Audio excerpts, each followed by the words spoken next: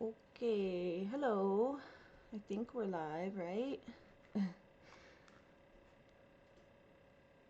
Are we live? Let me make sure. Hey guys.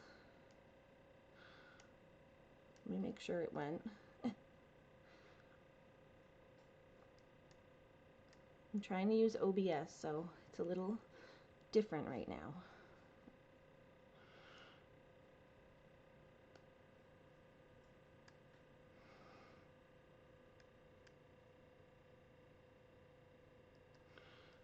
Use my YouTubes. Hey! Hi, butterfly. Okay, it is working. This is OBS, so I'm gonna try to see if we can, like, which one? Hold on. Yeah, it's gonna work. Live stream. Here we go. So we can, like, do this and go to Reddit, right?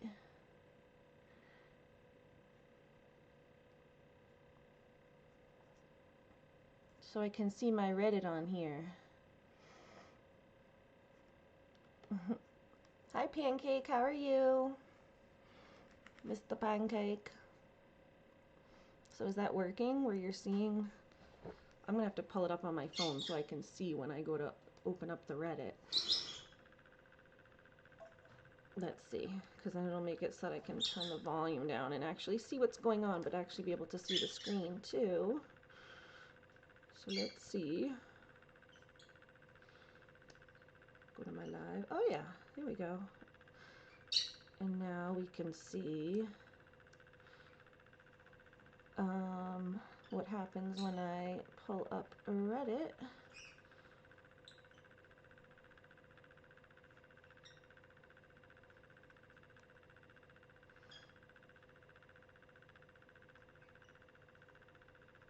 Let's see. Okay. Horror stories.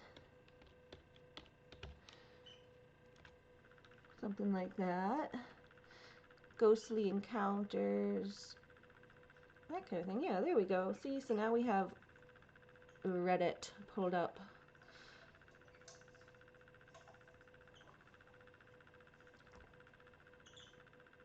Butterfly says this is a lot going on. Yeah, just trying something new.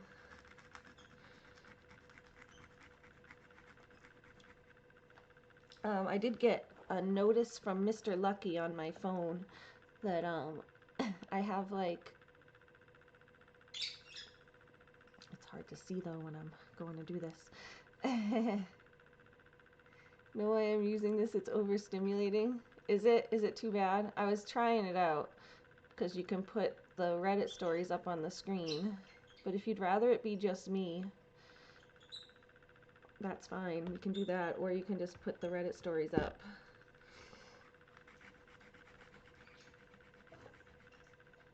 Because then I have it separate on my phone. I know when it's pulled up where it's like a zoom in of everything, it looks crazy. But when it's just the Reddit stories, it looks fine, I think. We can also make my box a little bigger. So it's just like a little bit.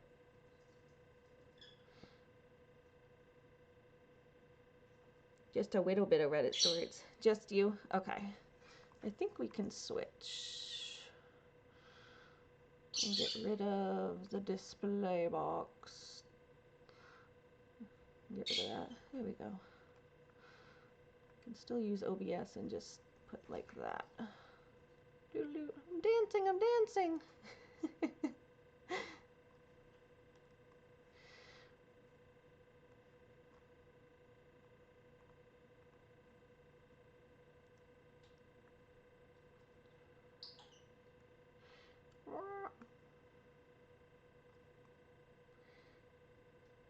There we go. Put that in the middle. Yeah, I got a notification from Lucky. He's on my phone. That he is up the street. So you're drunk now. Yeah, I was dancing it. Whee!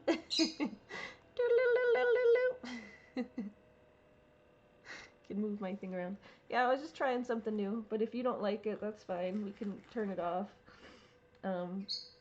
But yeah, it makes it so you can see the Reddit stories up on the screen.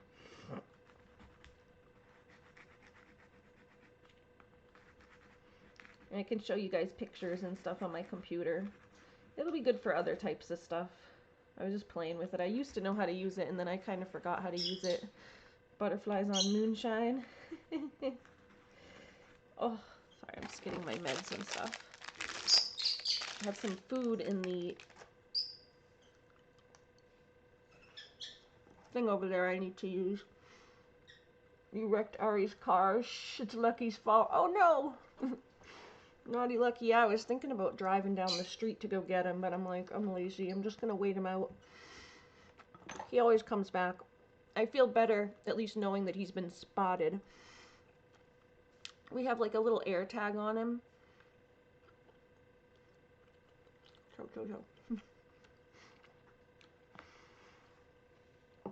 We have a little air tag on Lucky. It's like one of the little Samsung Galaxy tabs.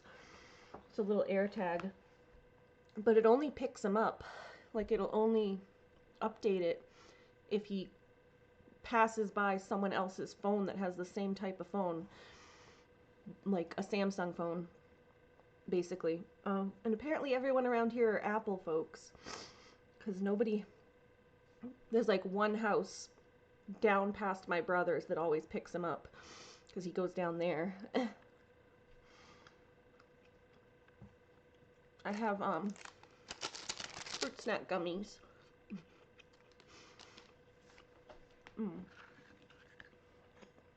But yeah, I'm gonna have to just get up a couple times and check out to make sure he's, around. Just to check the door to see if he comes back. Where's the happy butter at? I got these. You can take one of these. I took one earlier, but I got my gummies. We got the happy gummies. We got the regular gummies and then the happy gummies. We can do one of these. Heather, you gonna make me, sorry, Butterfly's gonna make me run out of gummies. We eat them every week with Butterfly. Butterfly says, take the gummies, take the gummies. No, I did already take one earlier, but it doesn't really do much. These ones ain't working very well, as far as like the silliness. They've been helping my pain though, so that's good.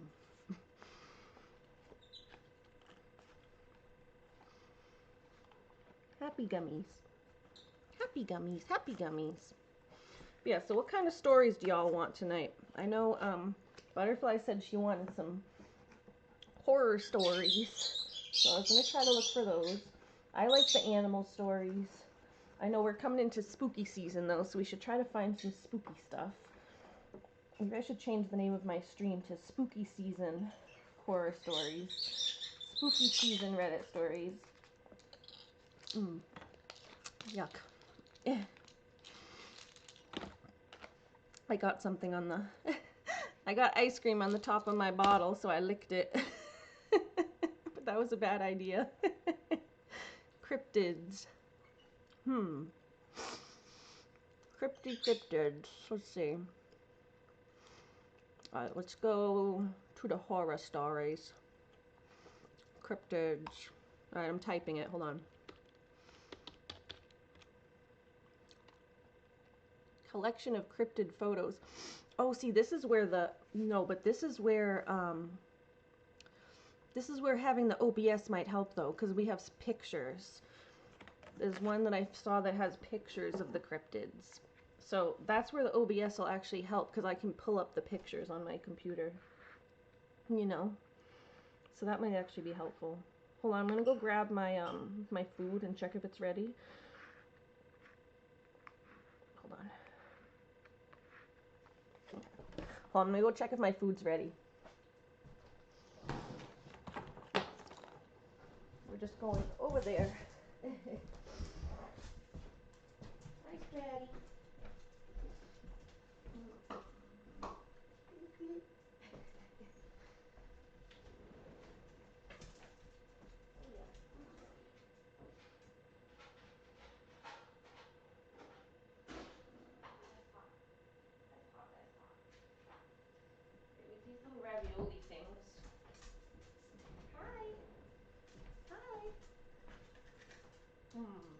good.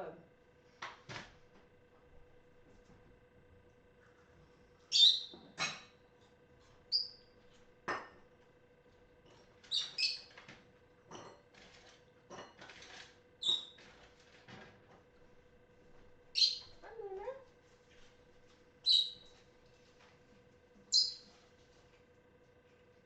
Hey guys, we coming back. Hold on. Getting some sauce.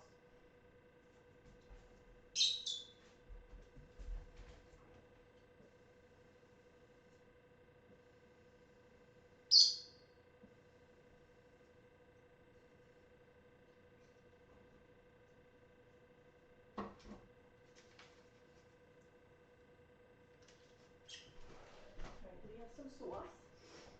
Some saucy sauce. Just put a little bit of tomato in there.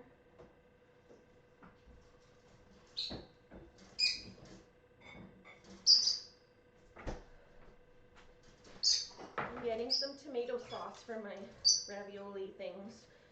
I have these little puff raviolis that are really good. Oh, it's not opening.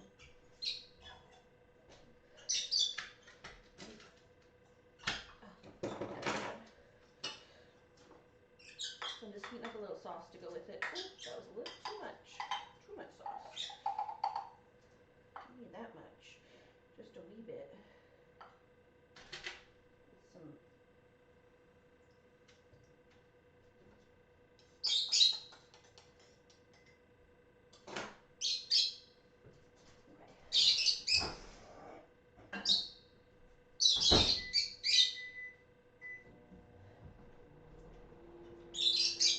Alright, where's the cap?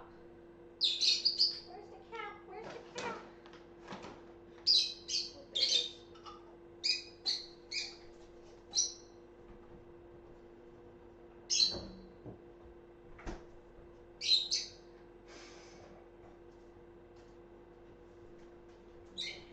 Here, Luna, you can lick this. Go ahead, you can lick that.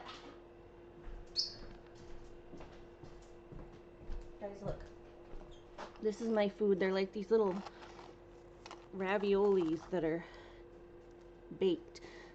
They're like breaded raviolis. I'm getting some sauce to dip them in.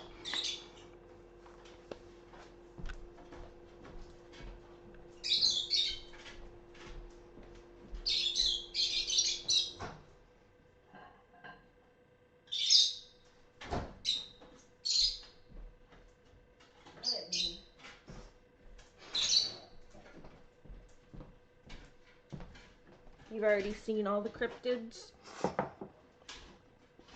You believe in them? I don't know. Some of them are more believable than others. Oh my god, that was hot. That sauce was hot.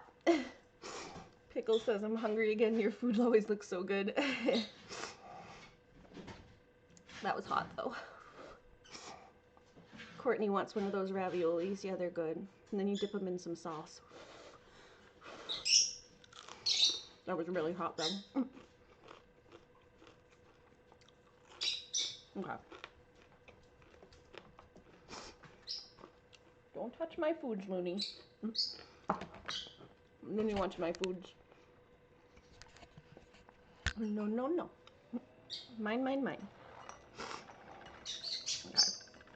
Alright, let's find some cryptids. Oh, nose is already cold out. Looney keeps trying to steal my food. She keeps going to other sides. Be like ranch with whatever I eat. Butterfly says, well, I can tell you they're real. I've seen them all somehow with being a medium. Then things are attracted to me. Oh, wow. The cryptids are stalking you. Have you hung out with Slenderman? Do you hang out with Slenderman in the woods?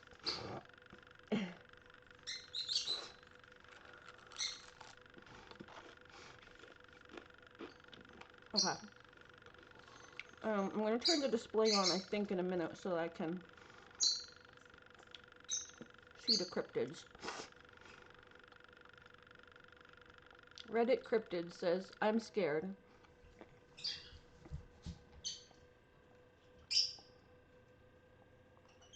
see. I'll turn the display on for a sec so you can see the cryptids. Okay, here are the cryptids.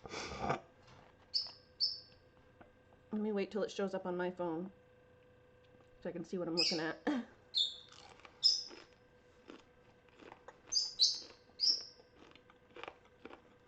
God, my nose keeps running.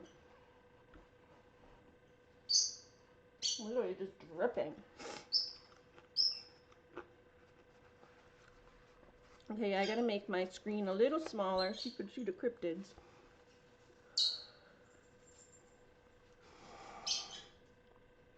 Oh, wrong one. Hold on, let's make this a little smaller so I can see the cryptids. Okay. So it says, "Hello all. I live near the Trail of Tears in Missouri. As I got home one night, I saw this thing in the woods by my house. From where it's standing, it has to be tall because there is a ditch right below where it stands. Any ideas? I'm terrified. Yes, I stayed in my car until I got the balls to run inside my house." And then there's this video. Let's see. Can you see the video all the way? Make it a little smaller so you can see the video. Okay. What is it? Okay, oh, there's something back there in the woods. Like right there. Something tall and creepy.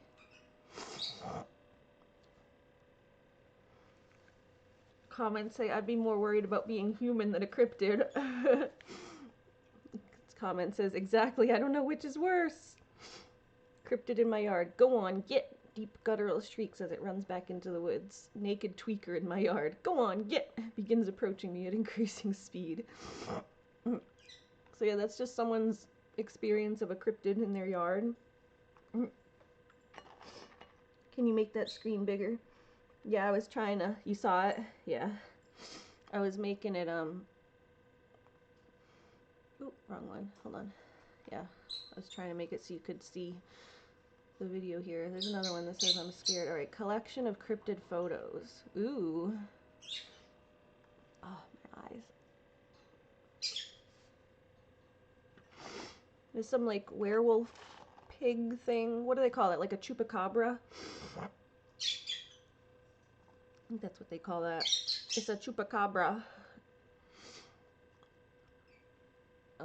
Someone with, like, a weird fish thing.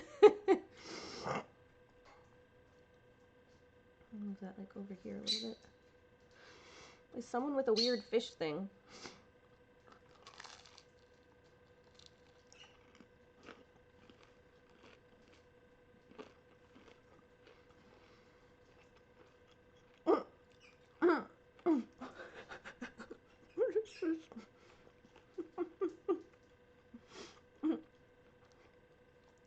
I don't even know what that is. It's like a chicken peacock.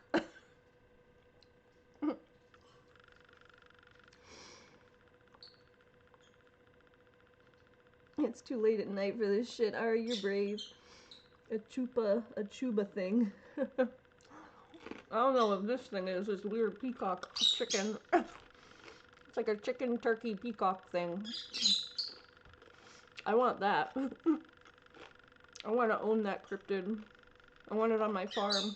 You can lay eggs. It's like a Bigfoot thingy.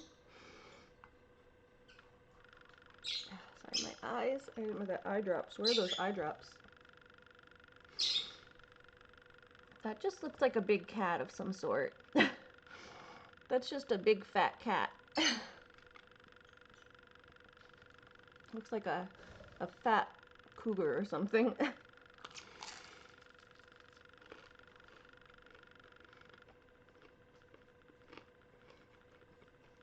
Heather said, "I'd rather live in the woods with the boogeyman than with humans." Courtney said she's seen that Chiba thing. That's a mangy bear, right? Yeah, I think they think it's a... They think it's a, Bigfoot or something, but it definitely just looks like a mangy old bear. And this one looks like a big cat. That's just a fat cougar.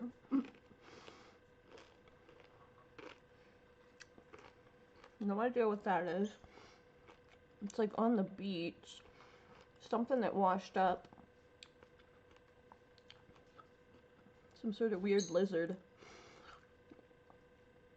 It's got a tail and feet. That's interesting. There's another big weird fish. I mean, the ocean is like very unexplored. The ocean is like half, like I think almost as unexplored as like deep space. Like there's so much of the ocean that we don't know about. So like all of these weird fish are probably just weird fish that we've never seen before. These are old photos too, so some of them could have gone extinct by now or were half extinct, like just endangered animals that were on the cusp of extinction, so you don't see them very often. So the weird stuff that's like stuff that comes from the ocean, even like this, I'm like, yeah, it's probably just some weird ocean animal that we have no idea or clue of.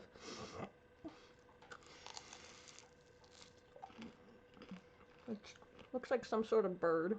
I don't know what that is. Oh, I think that's supposed to be a Bigfoot. Like it's walking between the branches.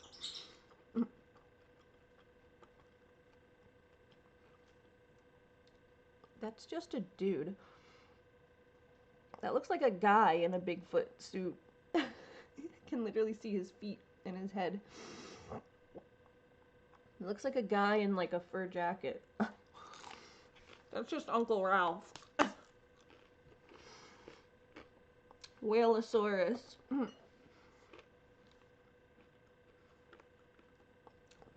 Wonder if Basement Face is going to be on these pics. That's a mangy bear. Butterfly says that's supposed to be a dog. Pickles says, "Kay, I'm not scared anymore." Yeah, Courtney thinks it's a big whale. Yeah, it had weird legs though, so I don't know about a whale, but it looked like it had like legs coming off of it. Hey, maybe it's a whale with like a weird, you know, like people get genetic mutations that make them grow different limbs and stuff. It's a whale with a genetic mutation that made him grow a leg. This guy's just Uncle Ralph.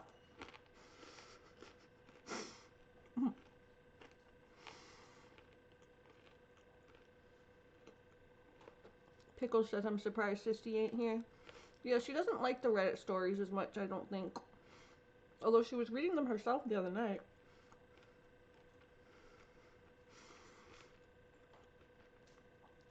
You wonder if Basement Face is going to be on these pics. Cryptid. Basement Face a cryptid. Creepy old Basement Face. Woo-hoo. Oh, she's busy. MJ's busy. Whaleosaurus, that Bigfoot. No, it's just Uncle Ralph. I don't know. I don't know who Uncle Ralph is, but it's like he's just someone's uncle. He's just some dude's uncle. Look at his face. He got his little face right here. He got like a regular dude, regular middle-aged man haircut, little ears, his nose, a beard, mouth, and he's got regular human feet down here. That's just Uncle Ralph in a big fur coat and fur pants. I don't know where he got that outfit, but that's just Uncle Ralph.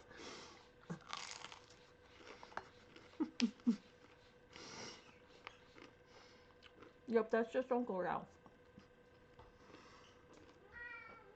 Here, let me put all my messages on so I don't miss you guys. Stratty, you can't go outside. We're waiting for your brother to come back. Alright, who's next on the cryptid list? Oh, that's, what do you call her? Not the Loch Ness Monster. It's that, or is it the Loch Ness Monster? No. It's that one that's in the water. Is it the Loch Ness Monster? The water one?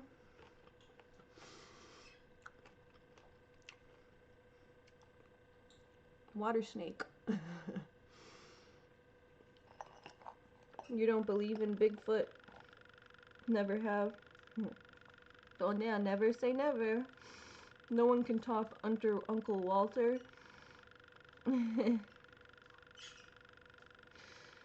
Yeah, Loch Ness Monster, that's what I thought. I wasn't sure if I was right on that. I couldn't remember if Loch Ness Monster was the water thing. You're just a big old water snake. Aw, they're just a cute little birdie. Very pretty little puff bird. I have no idea what kind of bird that is, but it doesn't look like a cryptid. It looks just like a little bird. This is why I don't fuck with the ocean, right? Yeah, the ocean can be scary. It's a big place.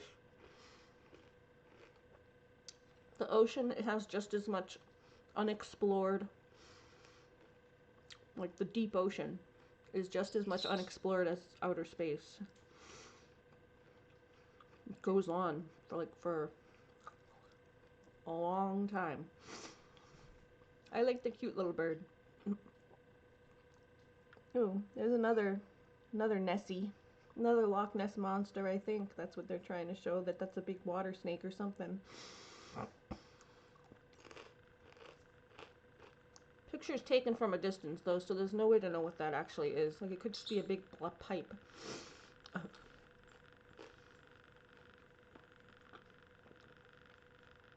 And that could just be a big pipe. You have no idea to know what that is. It looks like it's in, like, Thailand or something. What is this? Some weird bones?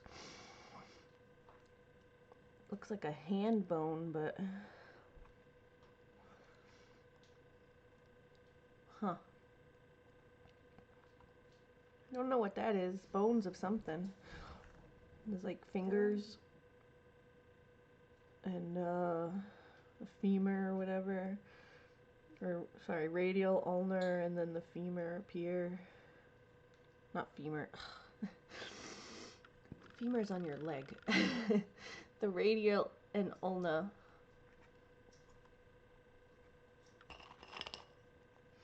Yeah, the birdie's cute. I don't know what that is. That's creepy and gross. It's like someone's bones. That could literally just be human bones, though. I don't know why they're showing it.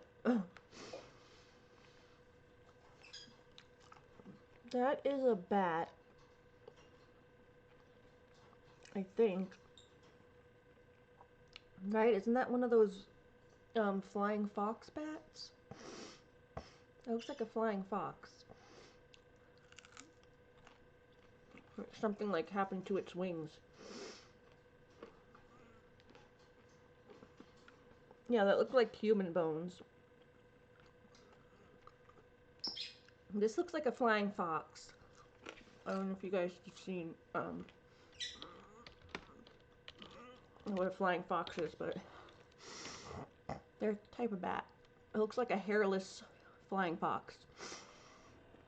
Like a flying fox with a genetic mutation, basically.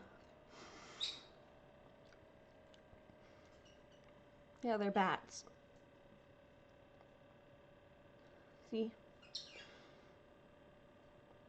Little batty bat. They're kind of cute. I think they're cute. I love them. I think they're so cute. They're little bats, little batty bats, but that's exactly what this guy looks like. He just looks like a hairless flying fox. Ooh, where is he? There he is. He just looks like a hairless flying fox.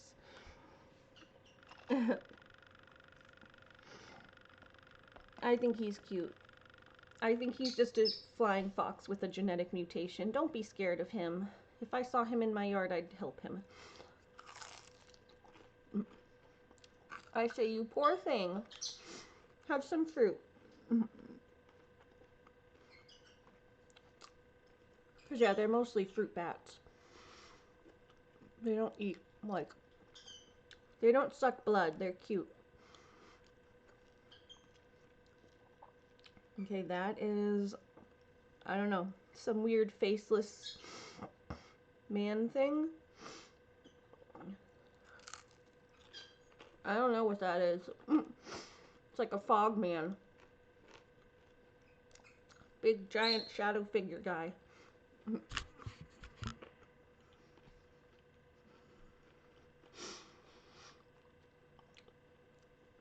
That's a bison. Why is there a giant bison? Oh, is it just because he's so big looking? But those trees could be small. Like, this is just a perspective issue. This photo could be forced perspective. It's just a giant bison. But, yeah, the photo could be forced. It's like forced perspective. When they take it next to things that are smaller to make other things look bigger. Butterfly or Courtney says, Butterfly, you tell us what it is. Yeah, we don't know what everything is. Pickle says, you would help him. You're so sweet, Ari. Yes, he's a cute little animal. He's just a little baddie. He's a little baddie bat. Pickle says, one time it was raining in your yard and you picked up a possum and brought it inside. I had to rescue a possum once. I have pictures somewhere. I'll show you the pictures if I can find them. He got stuck in my, I think he was trying to raid my chicken coop and take the eggs, but he got stuck in the netting. We had like netting that went around our chicken coop to keep the birds from flying out, the chickens, because they had like a yard, but we didn't want them flying out of the yard. So we had this like netting to go on top of it, and then it was like stapled down to the side of the coop, and a little possum was trying to get into the coop, so he got himself all stuck in the netting, and I had to cut him out of it in the middle of the night. He's out there hissing at me. He's like all pissed off at me, and I'm like, I'm trying to help you.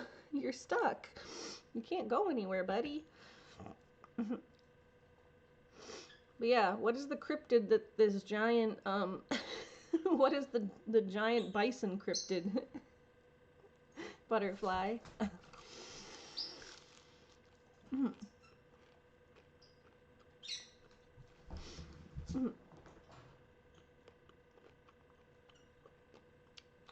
Here, I'm gonna see if I can rename the stream. I don't know if I can.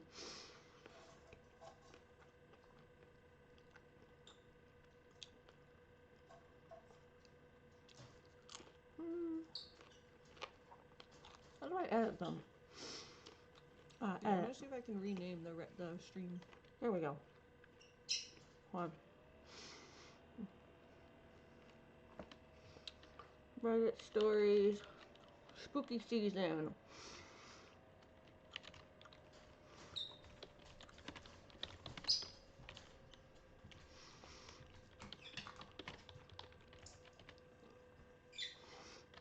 Cryptids and more. There we go. There you go. I just wanted to fix that. Boop, boop, boop, ba-doop, boop, ba-doop, boop. Okay, back on him. Scary stuff. Need to change your banner. I know. I know the banner. The banner still says my name, my full name, my old name, whatever. Scary stuff, Ari. That's not scary. I know it's a big bison, a big bison. These guys, I have no idea what that is. They're like little things in the water. No idea. There's something behind him here, but I don't know what that is. Looney, stop stealing my toilet paper. Bring that back.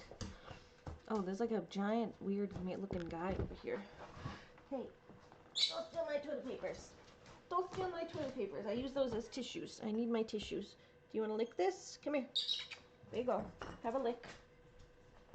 Have a lick. You can lick my plate. Looney gets to lick my plate. No idea what that is. Ooh, that's creepy. It's like a weird man, like, pressed against a window or something. But he's got all this, like, weird flubber going on here. That's weird looking. That just looks like some sort of weird storm. No idea. Oh, I see. They have it like, I could have looked at this. Apparently a 2007 photo of a thunderbird. Quite hard to see, but there's a big bird there, maybe an eagle. Oh, is that what this is trying to say? This is a thunderbird? I don't see a bird. Unless they're talking about that little thing right there. A thunderbird? No idea. Lunar! Off the counters, Bubba. Look at that naughty. Oh, get off. You have water on the floor. Come here. Hold on. Make sure you have water. Why are you acting like you don't have water? Let's fill Looney's water again. Dump it out. You may refresh it. Drinking the cat's water. You know I filled both of your water at the same time, you goofs. I filled both of you at the same time.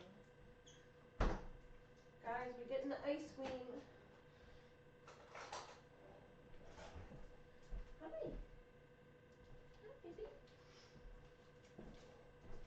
Guys, we're getting the good stuff. Bringing out the good stuff. We're bringing out the good stuff. Alright, let's find some real stories, y'all. Let's find some real stories. That's Basement Face. Oh, is Basement Face here?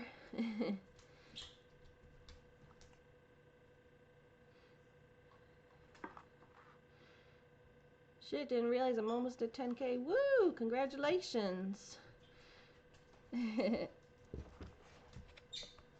Alright, let's find, yeah, I guess it did explain the stuff down here. It said a very funny, obvious hoax, Romanian Bigfoot photo.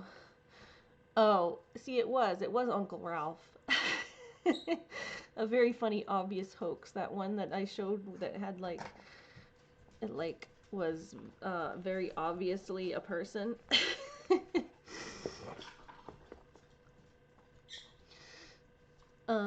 Very funny, obvious hoax, Romanian Bigfoot, taken February 2018. Although it's claimed to be real and has never officially been debunked, it looks like a big fake. Right? Definitely a big fake. That's Uncle Ralph. I know that guy. That's Uncle Ralph. And then, oh, the one with the bird, the little bird, was the only photo of a Filipino bird called the Luzon button quail. Thought to have been extinct since the 1970s, it was spotted again in 2009 in this photo. It looks too clear to be fake to me, although the bird was apparently eaten, so we have no proof. Oh, that's weird. They ate the only remaining button quail. They're like, we found the only remaining button quail. Nom, nom, nom, nom, nom. Let's eat it.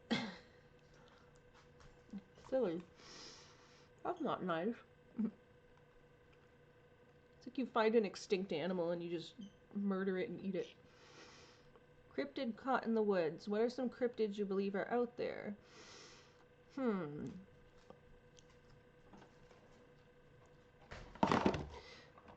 What's the scariest, most frightening video, real evidence of a cryptid you've ever seen? Looney, stop. Stop trying to steal my stuff. Stop it. No. No. Face off the table. No. Not my makeup, not my gummies. Looney likes makeup and gummies. She's trying to steal my gummies. The good ones, too. Nope, and my makeup. No, my makeup. For some reason, she has an obsession with makeup. Looney's she's a material girl. Looney's a material girl in a material world. Huh. Are you a material girl in a material world, Looney? Naughty Loon. Ah, bring that back. You're just stealing stuff. Bring it. Bring it. Bring it, naughty. Thank you. So naughty. So naughty. What are you doing? Nutty, nutty. Go get your Kong. You have your own Kong right there on the floor. Go bring it. Yeah? You bring me that? Yeah, right there. Get it. Klepto loony, right? Oh, thank you. Thank you, butterfly. There you go. Good girl, Lunar. Good girl. We have to fill this up for Looney again. We'll go fill it up on the counter right there. We'll fill this up for Looney. Come on, Lunar. Let's run, run, run. Run, run, run. Get over here. Get over here so you can fill it on the counter. Whew. Okay, we'll fill this for Looney because she's special. She's a special girl. Looney's such a special girl. Have to fill her Kong so she stops trying to steal my stuff. There you go. Got doggy foods to put in there. She's a material girl in a material world. Da da da da da da da da. Here you go. Ready? You coming? So let them see how cute you are with your little collars. Yeah, the little prancy girl. The little prancy girl. Look how cute she gets with her little congers. You gonna sit? Oh, blurry. Blurry, why are you blurry? There you go. Focus. Nope, still not focused. Why is it not focused? Is it dirty? Why ain't it focusing on you, Looney?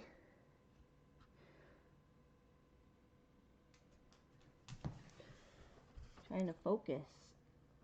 It's all blurry. Does not want to focus on Looney. Looney, it says you're naughty and you can't be the star of the show. It doesn't want to focus on you. Here you go, cutie. There you go. Did it go under the couch? Did it go under the couch? Spoiled. Here you go. Where's this baby? Where's this baby?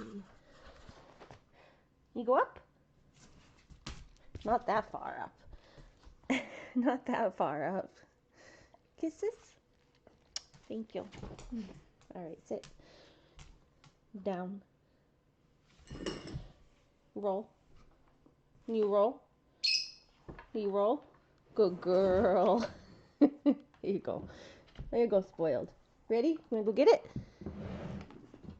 Go get it. Oh. Alright, Goofy. Naughty Looney. Naughty Looney. Okay, why isn't this focusing? Can I get this to focus?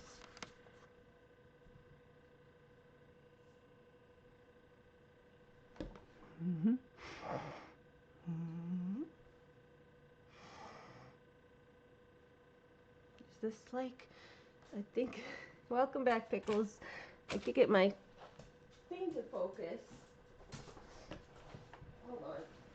I'll give that spray for my, there you go. Let me spray the lens for a sec. See if it's just dirty. Bloop. Spray you. I spray you. I'll just wipe the camera.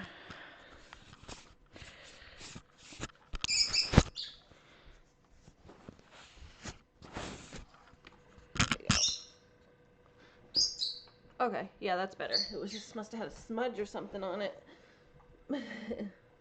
Must have had a smudge. It wasn't focusing. It was like focusing on the smudge on the lens.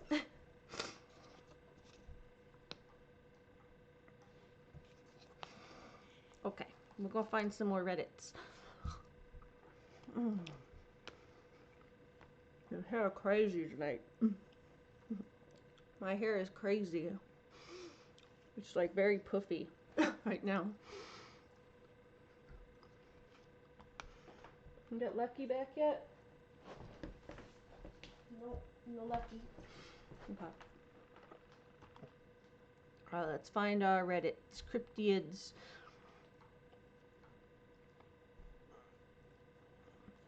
try to find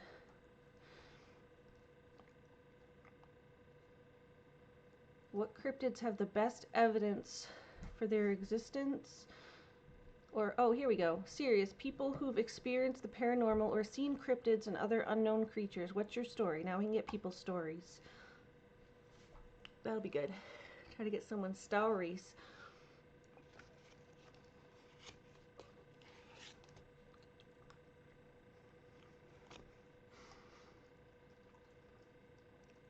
Alright. So, people who have experienced the paranormal or seen cryptids and other unknown creatures, what is your story? Retired gunslinger 66 says, as an officer on a reservation, we kept getting reports of a tall man at different places in our town on our reservation. One night we were able to catch him on a thermal camera. There was about 8 to 10 officers there. It was on a hill overlooking the town that was right below. Zen Daddy said, what did it look like? Tall, about 8 to 9 feet tall, long dark hair, human face, really fast and quick. Hate when they're fast.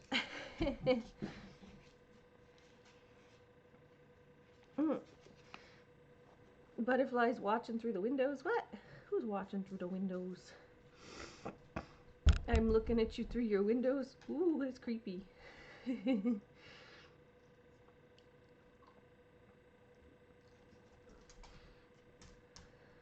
You can come in, by the way. Butterfly, you don't have to look through the windows. You can come in. Come on in. Come on in. I'll give you some ice cream. You could share my ice cream with me.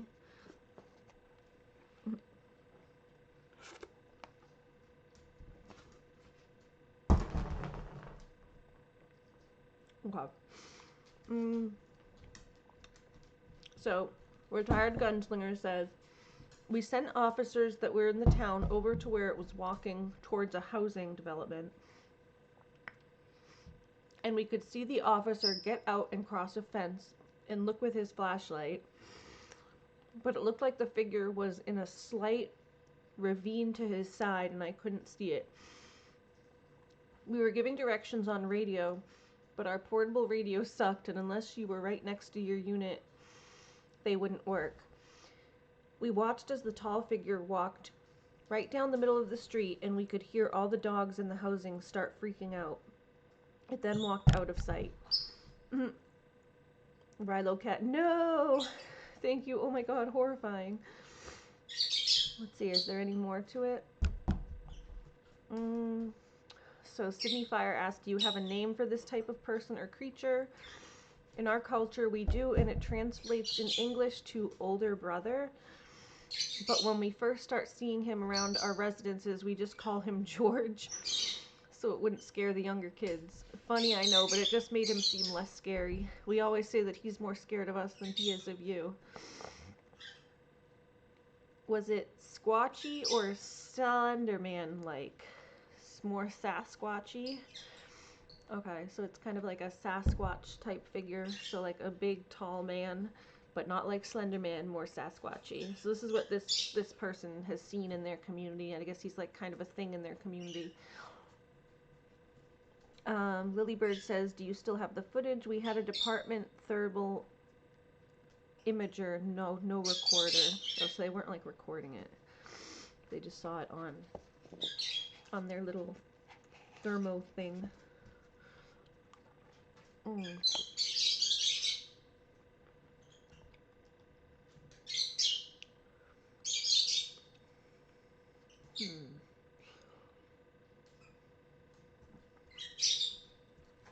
So here in the PNW, we have something similar. I was a Boy Scout, avid hiker, backpacker, fisherman, and hunter ever since I was a boy. I've lived in 3 unique remote areas of the United States. I truly believe now that there are some types of other beings out there. Some seem to be very real critters, or some kind of hybrid animal, and others not so much. Pickle says he's gonna go around to the bedroom windows. My bedroom windows are kind of high. Butterfly says, you like my windows are 12 feet high.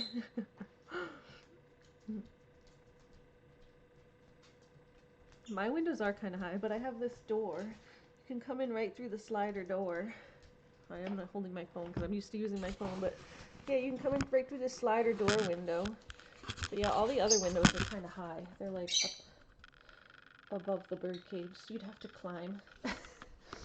The ones in my bedroom are like that too, where they're the same height as like the bird cage, which is like 5 feet in the air.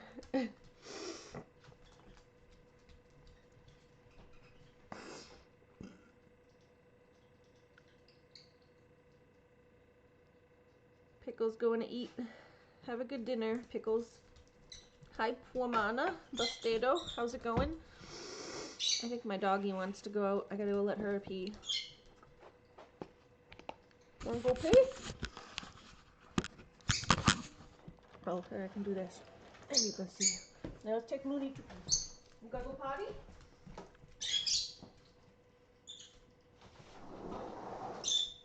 You want a leash? You gotta go on a leash. No chasing skunks, okay? Don't you dare find any skunks. Go find Lucky. Lucky!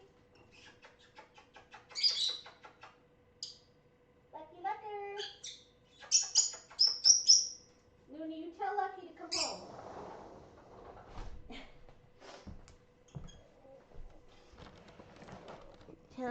Tell Lucky to come home. Bustado. Yours are high. Yeah, mine are up there. But I have the slider door window, so people can come right in. It's like a window and a door in one, because you can look out at. Oh.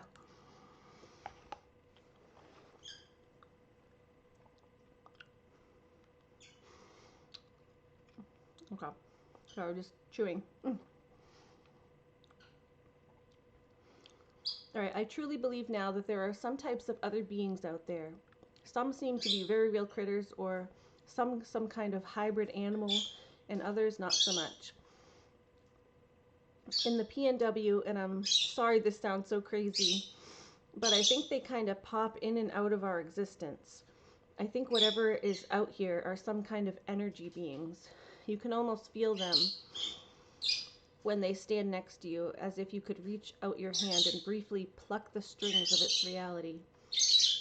I used to think the feeling I would get of being watched was me being hunted by a mountain lion or picking up bear in the distance, until I was actively hunted by a large predator, and turns out you don't even know until it's almost too late. Last year I got tired of one of these things following me, and I finally spoke to it, and I could feel the thing freeze. It was, I don't know, kind of different panes of glass make up our realities, and they're able to shift or align those panes and pop in and out. I used to think I was completely crazy until I joined hiking groups and mushroom foraging groups, and other people say the same thing. It's almost like Predator, invisible but lay just beyond the edge of our senses. It sounds like some people can sense them more than others. Is that how you feel about it, Butterfly? Have you had that experience? Because he's explaining like what it feels like when he sees these cryptids around his area. So I'm wondering like what your experience is for the ones that you've seen.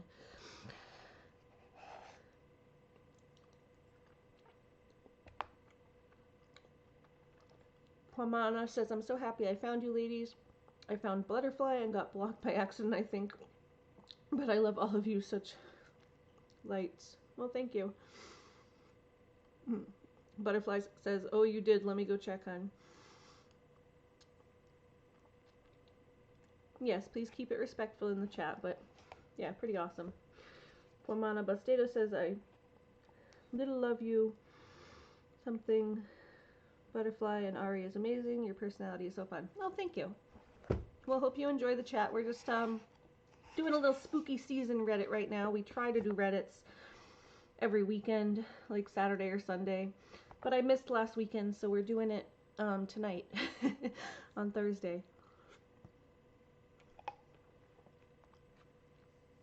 But we've been doing some spooky ones and just exploring the spooky stuff on Reddit. In light of Halloween spooky season. when I check the door, it's just because I'm looking for to see if Lucky's come back to the door yet. But yeah, I'd be interested to hear about your experience and how it feels. If you relate to any of what this guy's saying about what it feels like when he sees these cryptids, or like it's like he feels them before he even sees them.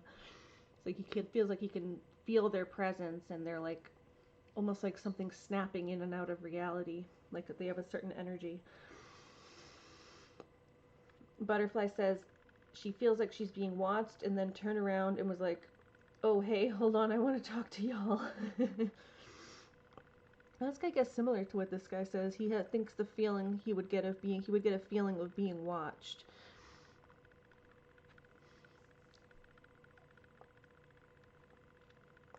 And then he feels like this increased energy, I guess, kind of thing.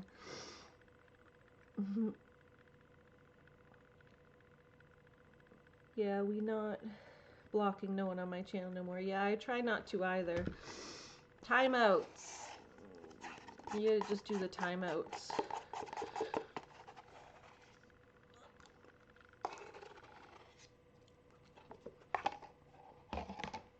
Okay, well, let me see. All right.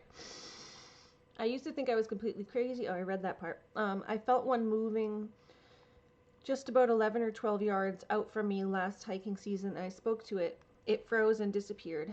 There was a very present, real, and palpable feeling of something powerful exists here, and this powerful thing has now left. The world almost feels like it was spinning, but felt more like, I don't know, blocks of reality locking back together. I reached my arm out to where it stood, and there was some kind of distortion, like magnetic or something. It made my hand and front part of my forearm feel weird. I'm sorry for being limited in the way that I can describe these experiences, but I truly do believe you about your experience, and thank you for sharing them. Someone asks if it was a skinwalker. Sounds like a crawler or glimmer man. I don't know what those are.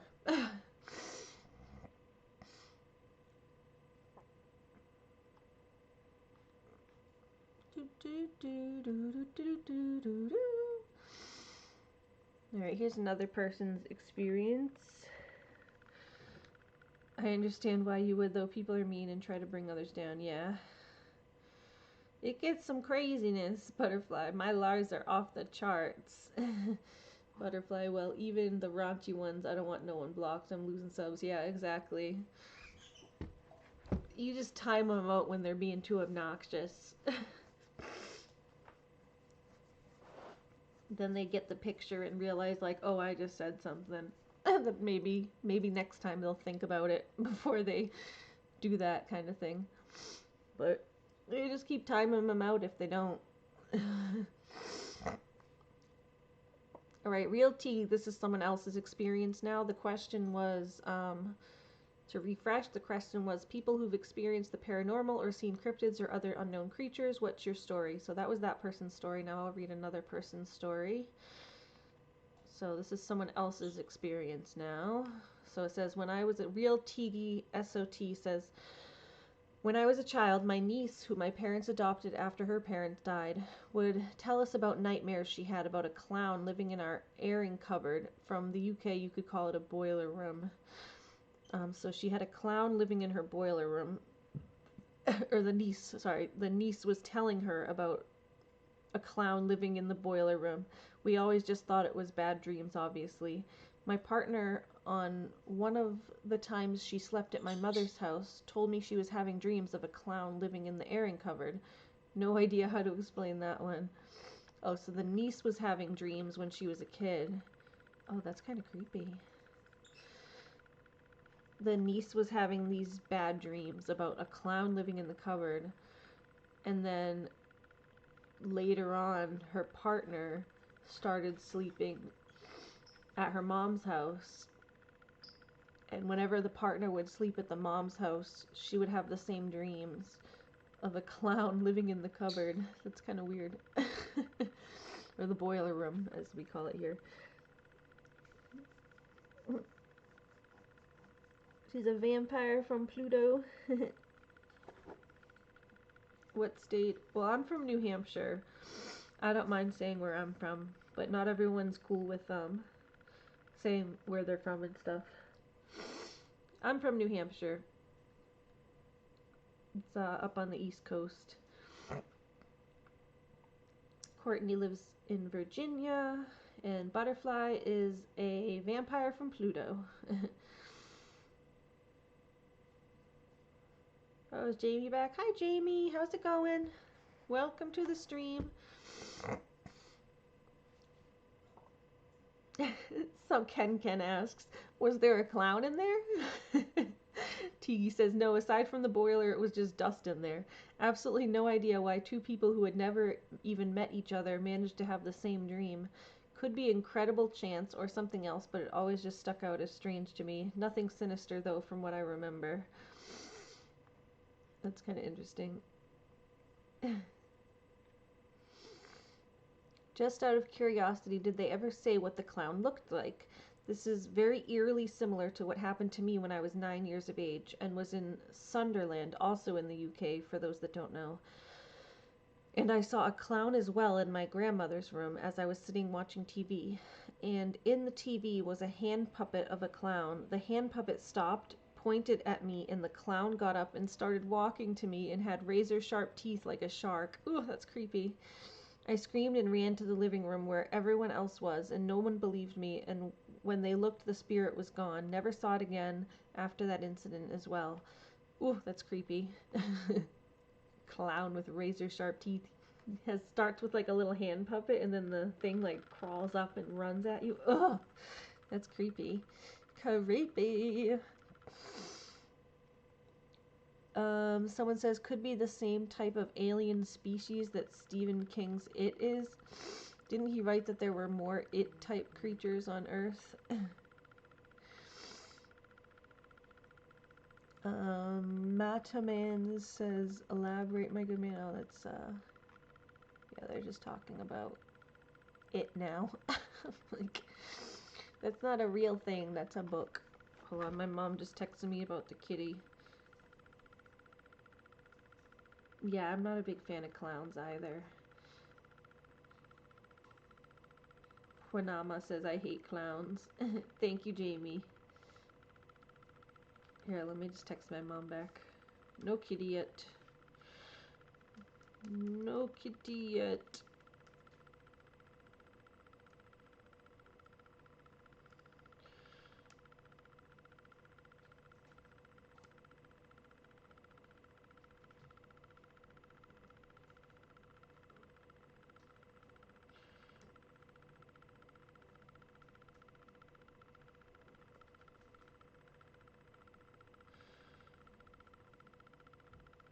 Okay. I had to text Julie back.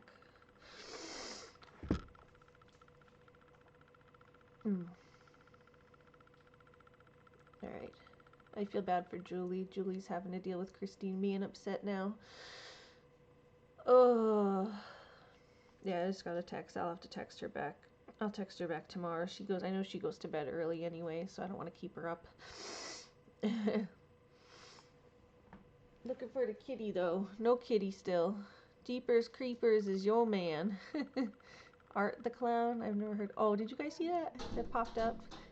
That was Lucky when he was a baby.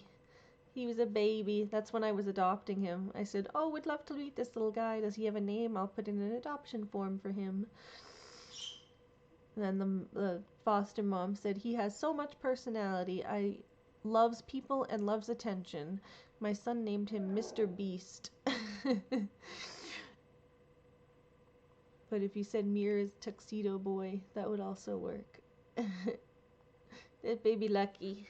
Baby Lucky, when he a baby. He's a baby Lucky. Yeah, I feel bad Julie's having to deal with that now.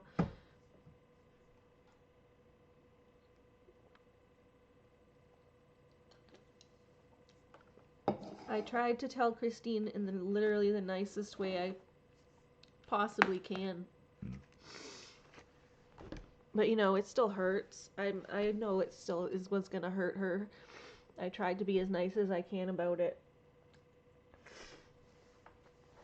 And I have still care about her and want to be her friend.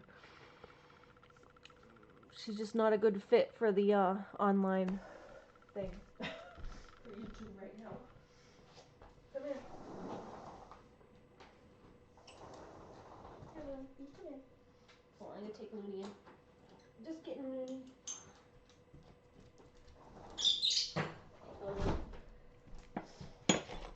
Hold on, Looney. Yes, you can lick that now. Here you go. Oh, nothing, just I ended up having a blocker on the channel.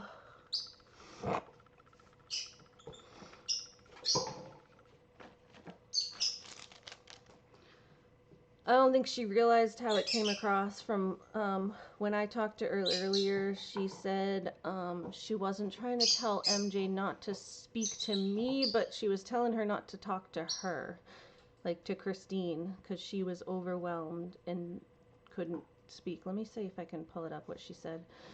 I don't want to speak for her. I'll let her read what she said here. Let me go up a little bit.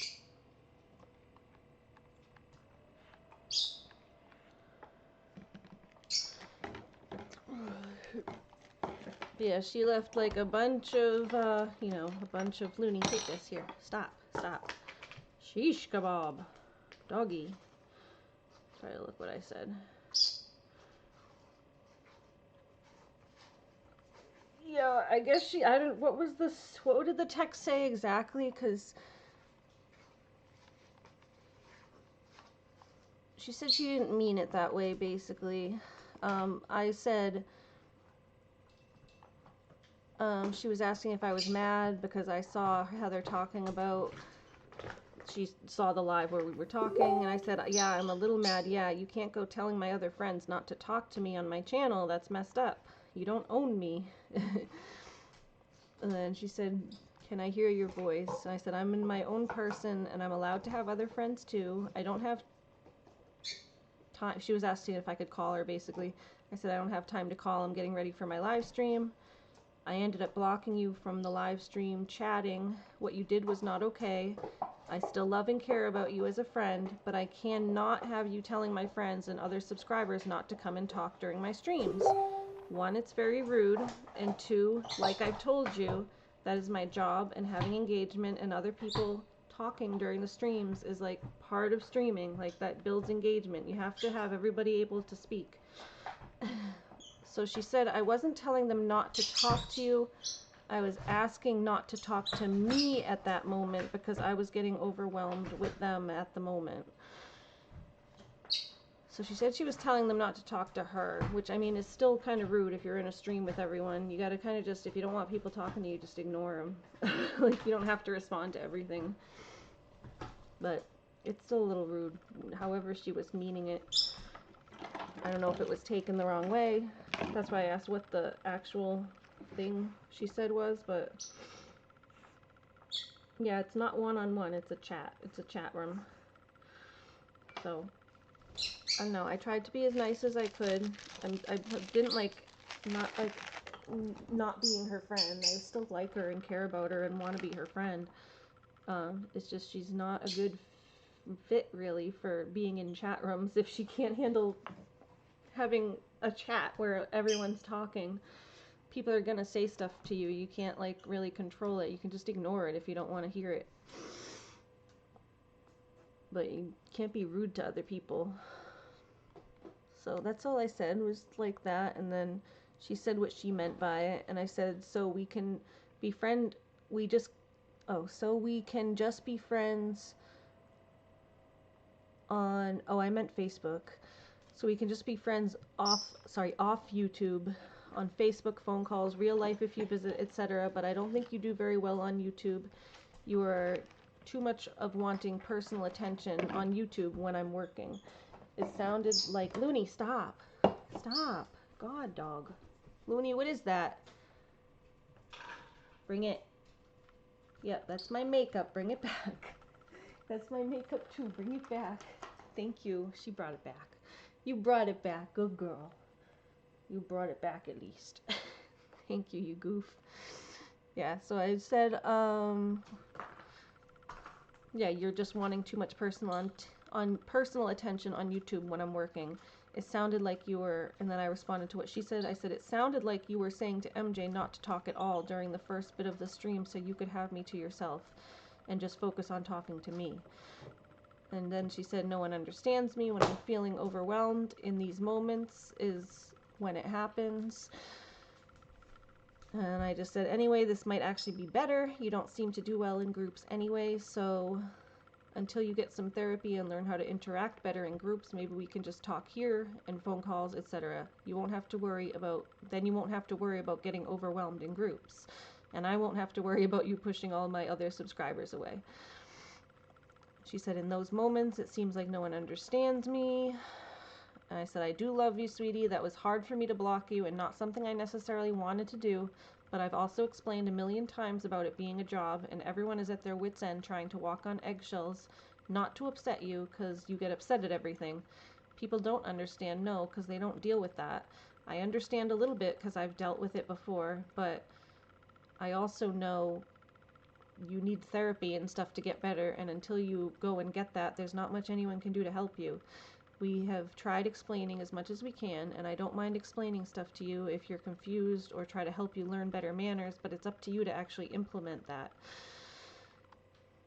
Then she said, can I have a voice message?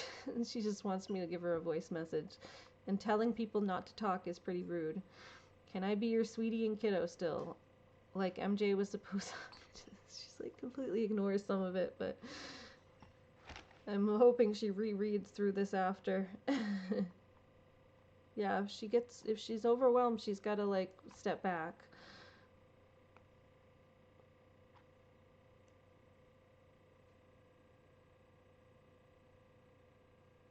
That's BS. She told us to shut up and she meant it. Well, you know she would rather everyone just be quiet and have it all to myself. I don't know if she actually said it that way, but she's definitely said it before, basically, that she would rather everyone else just be quiet.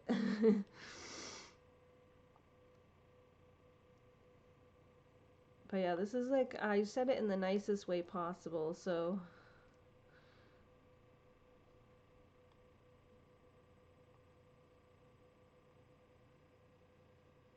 Yeah, I said, like, MJ was your friend too. She's been trying to be a friend to you, and you completely disregard her because you seem to only care about me. If you don't want to be friends with MJ, I guess just let her know that, but everyone's been walking on eggshells not to upset you and try to be nice to you, and then you say rude things back to them. I don't know if you only want me as a friend for some reason and not anyone else, but like, I have multiple other friends, and I like to have more than one friend and get to know different people and have time to talk to everyone. She said, I love MJ and I'm okay with talking to her on Messenger. I said, well, you made her feel bad and like she wasn't allowed to talk in streams. And she just goes back to, can I still be the kiddo and this and that with the nicknames? She just still wants nicknames. I said, you still are my kiddo and usually a sweetie, but you gotta work on being sweet to others. You are a sweetie towards me usually, but your manners towards others are lacking. Everyone worries about how you feel, but you don't think about how you make others feel sometimes. She said, she is okay to talk in live stream. I was just feeling overwhelmed that day by everyone. You have to realize the world doesn't revolve around you. You have to give and take. If you want people to care about how you feel, you have to give back and treat them kindly too. She said she told everyone that day that I was also getting overwhelmed. I said, well, maybe you should tell her that. I'm still gonna just leave you on block for now and see how it helps. And see if it helps my channel right now. You got to explain more if you're going to say rude things like that. If you're going to say rude things like that, if you just mean that day and not that MJ, and not that MJ can talk in the chat, but just that you'd prefer nobody chat with you because you were overwhelmed. I was like basically telling you, like, if you mean something a certain way, you got to actually explain that to people because otherwise it just comes off as rude. Well, giving her the benefit of the doubt, if she actually feels a certain way, she's got to like explain that because the way she talks comes off very rude. I'm not sure if she means it like that or not, but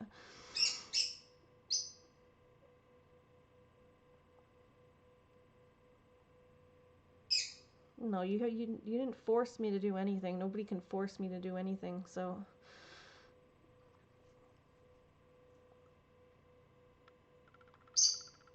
But yeah, I was just saying, if you ask people to chat, to not to chat in my stream, they assume you mean not chat at all. Like, they don't know she means just don't talk to her. Because I'm feeling overwhelmed. Like, she's always feeling overwhelmed about something, so how are you supposed to know what she means exactly by it? She's gotta, like, explain herself more. If she actually, like, you don't just spit out the first thing that comes in your mouth. Like, if you don't mean it in a bad way, you have to explain that to people, because otherwise, if you say don't talk to me, that's rude. It's just rude.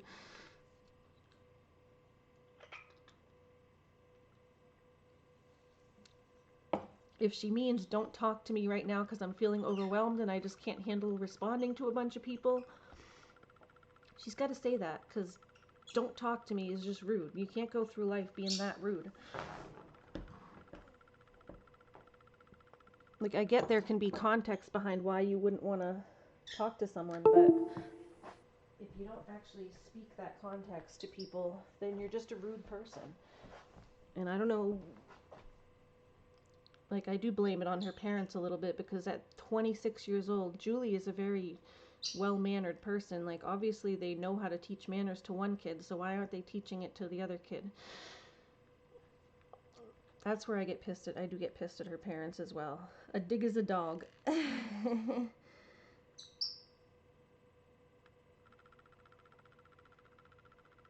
Air gave her chances. Yeah, a million.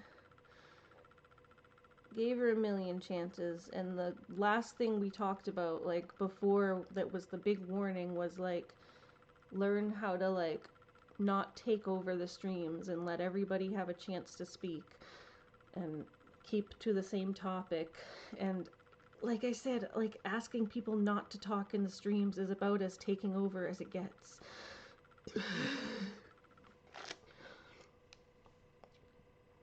That was, like, the big warning. Like, if you do that one thing again, like, I'm sorry, but I'm gonna have to block you for the sake of the channel. Not because I don't like you as a person, but, you know, just, I have a job. This is my job here. Has nothing to do with not liking someone as a person. It was a dirty joke. Oh, let me put these eye drops in.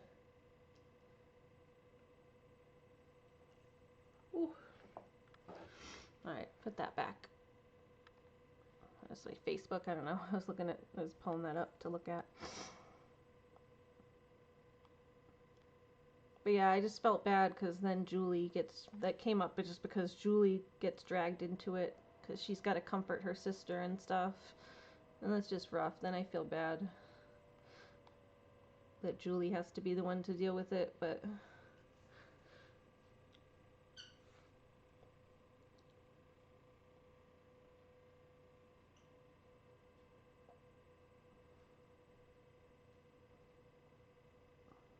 she wants to pet the dog.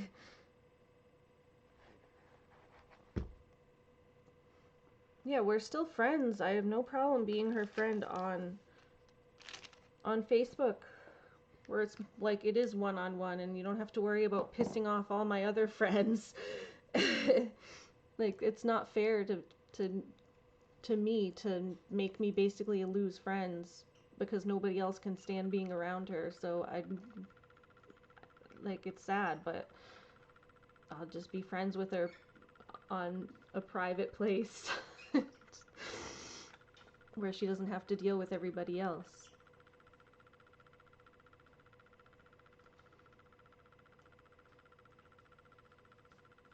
And yeah, Julie's a very sweet person. She has manners, so I don't know where one kid learned it and the other didn't. It's very strange. Anyway, alright, I want to get back to the cryptids. I just felt bad because then I saw a message from Julie and I know she's trying to comfort her sister and I just feel bad.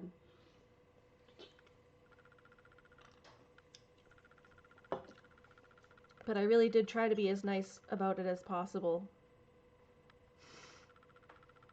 because she's still my friend. I didn't want to have to block her, you know? But she just doesn't have very good social concept of how to act in social situations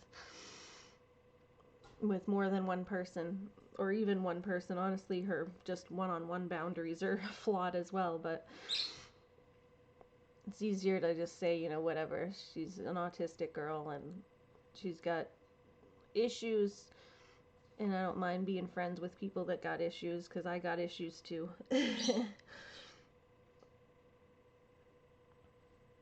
But anyway, yeah, let's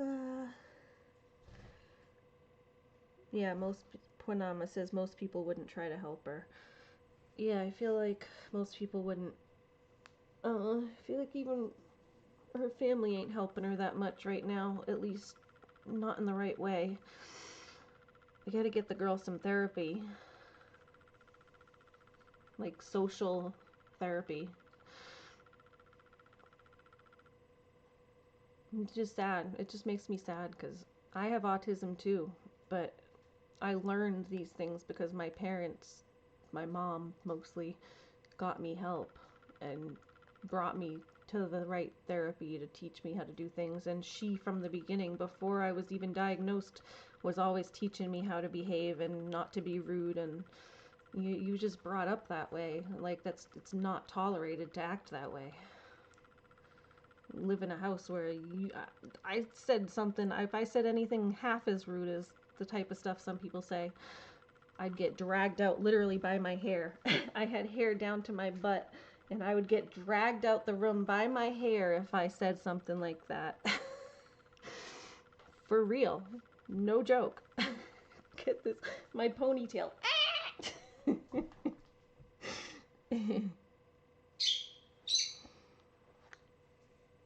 Yeah, I think they still plan to come visit. I don't have a problem with them visiting. I would love to meet them in person. No problem visiting. Visiting is like a one-on-one thing. It's fine.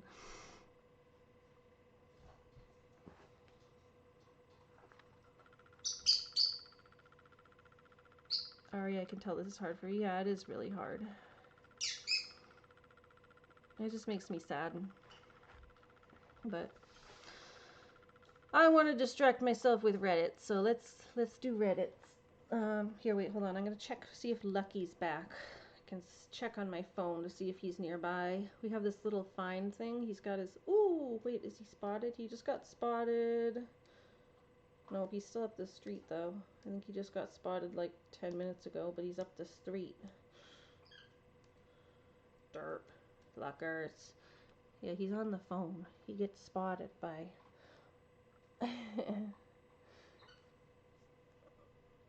He gets spotted.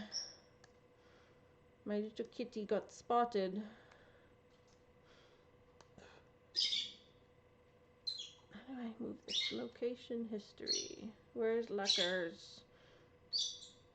Lower Bay. He went through the woods, it looks like. Naughty kitty. Naughty kitty.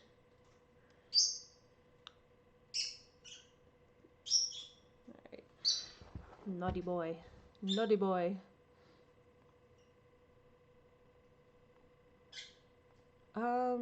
Yeah, it's a little obsessive.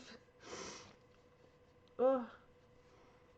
Yeah, but I mean, it's normal to really like a friend, I guess. It's normal to want to spend time with a friend.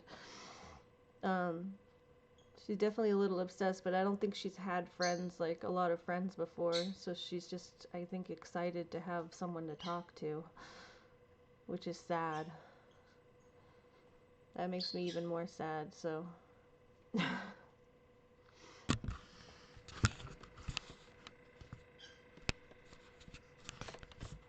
Yeah, that is true, and I have to find a way to dial that back, because I can't keep up with that, like, emotionally. I'm tired.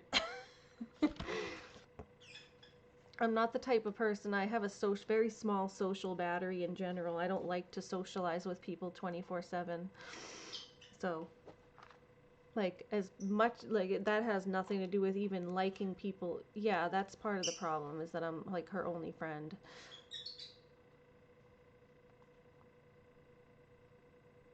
Eh. Maybe it'll make it better and she'll realize I'm not that cool. I think I seem cooler online than I actually am. I think she's got like me like built up in her head, and then she'll actually meet me and realize I suck.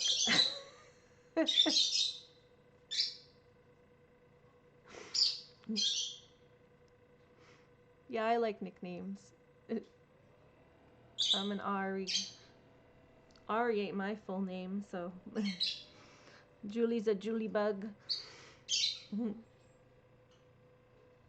Puma. Yeah, especially makes it easier to find some to not to say the whole name. Puamana Bastedo.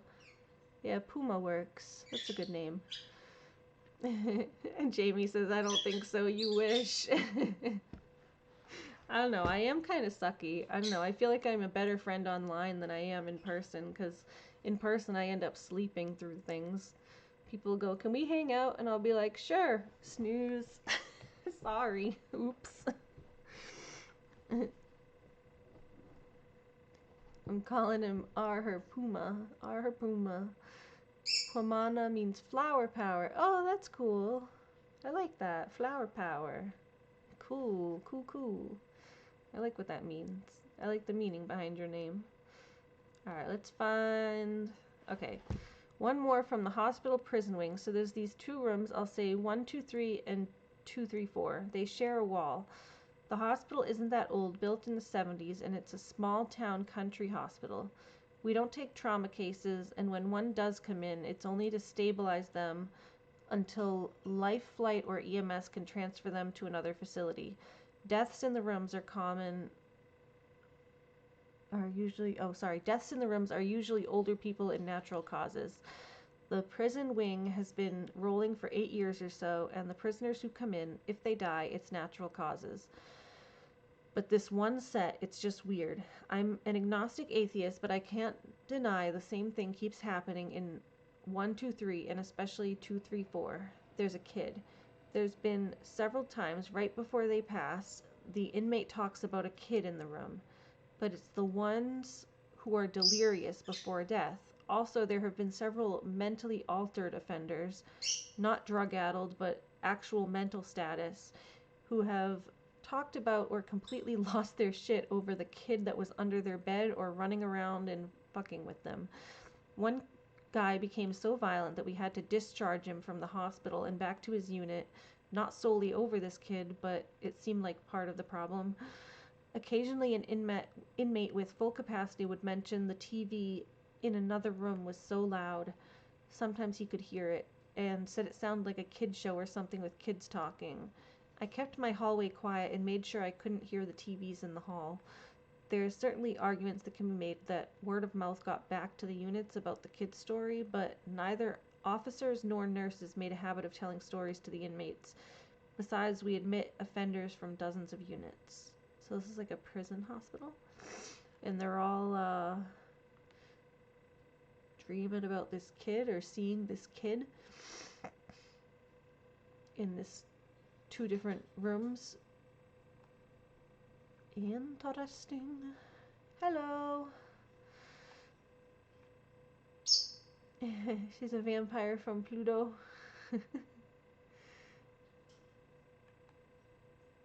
Butterfly asked, are you a girl or a boy, Mr. Puma? You can call me Court for short. Flower power. Puma is a girl. Okay, cool. Woman, I'm 36. Yeah, I'm 38. Butterfly is a vampire from Pluto who ran away from Area 51. Please don't turn me in. Please, please, please. Ooh, MJ's here, just watching back a bit. Hello, hi. Hello, Madam MJ. Beachy vibes. Hi, beachy vibes. How's it going? Ooh, them gummies are hitting a little bit. I'm getting like lightheaded. Looking for luckers. Look for luckers again. For luckers, no luckers. Ooh. Like gummy hit all of a sudden, but like in like a whoo, feel like floaty way. Oh man. Butterfly's gonna be 1,000 this month. Courtney, I didn't know if she wanted her name on here. Hi, MJ. Hello. Ooh, I'm getting like really stuffy. I don't know if that's the gummy too, making everything all weird. I feel like I'm floating. Whoo! Oh, that's weird. Christ, I don't know what to do. Ice cream makeout sesh. I'm gonna go get more ice cream. I can't even get off the couch. I feel like I'm floating. This ain't good. I feel like if I get up, I'm gonna fly away. No, that just hit like just all of a sudden. Oh no! Oh no! Oh no, guys!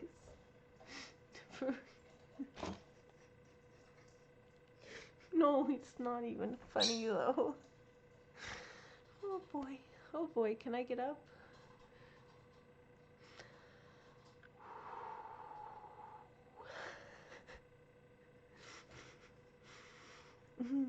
How are the ducks? Oh no!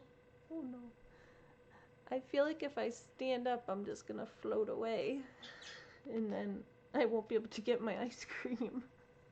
I'm trying to like mentally strategize a path to the freezer. Path to the freezer. And then I was thinking I have to get lucky too. But if I go outside, I think I'll get lost. So let's look for luckers. Luckers. What's that cat? Naughty cat. Naughty cat. I miss you, naughty cat. Spotted by a nearby device. An hour ago, your lucky tag is near the location shown on the map. When your device is found by nearby galaxy devices, they can only provide approximate locations. There's not enough phones. There's not enough people with galaxy phones in my area. That lucky. I need a tracker on myself so I don't float away and get lost, and then I can pull up my phone and say, where am I? If I get lost, I can pull out my phone and say, where am I? No ducks, no babies yet? Oh yeah, there's no babies because it takes like a whole month. Ducks, I think, are like 28 days or something. 18, 19, 20. How long do duck eggs take? They take at least a month to hatch. Take to hatch. 28. Oh, I was right the first time. 28 days. Ooh, I guessed it. I know duck facts. Dimples doesn't have eggs, so I think she might have. Oh. Well, maybe she just didn't get preggo. Maybe all the other ducks were doing it and she didn't get a chance.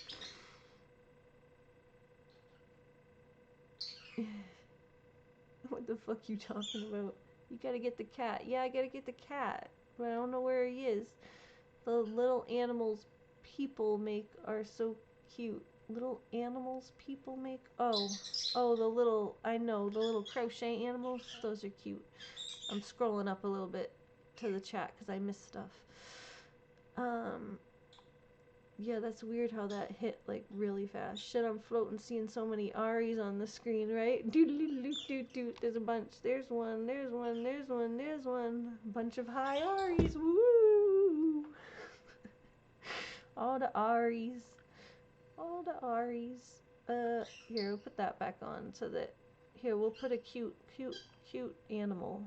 Cute animal on the screen. Let's find a cute little animal. We'll find little cute, little cute. Downloads the cute. That's Lucky and his brother when they was little, and Oh, remember I was telling you how there was a twin Lucky? Lucky had a twin? That's his twin. Lucky's twin. It's Lucker's and his gray twin that's like him. It's got the same face but gray. That was his foster parents when he was a babers. When he was a little kitty cat. Ain't that cute? He's so cute. He had a little gray twin. That's Lucker's. Little Lucker's. And that's the gray one I almost adopted. But I decided to get Lucky because he was cute and sweet. And I love him. They're very cute. Very cute. Yeah, that's Lucky's twin brother. He's very cute. He's super duper cute. Lucky's little twin. Hold on, we're gonna go see if we can call him out the door. We'll call him for a sec. I think I can get up without, yeah, there we go. Without floating.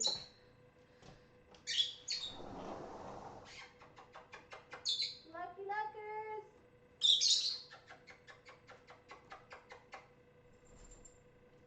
Lucky Luckers! No Stratty, no sneaking.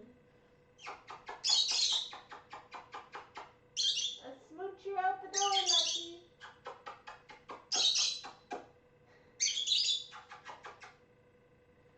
Stratty, stop trying to sneak. Sneaky Stratty. Sneaky Stratty. I'm gonna go get creamed ice.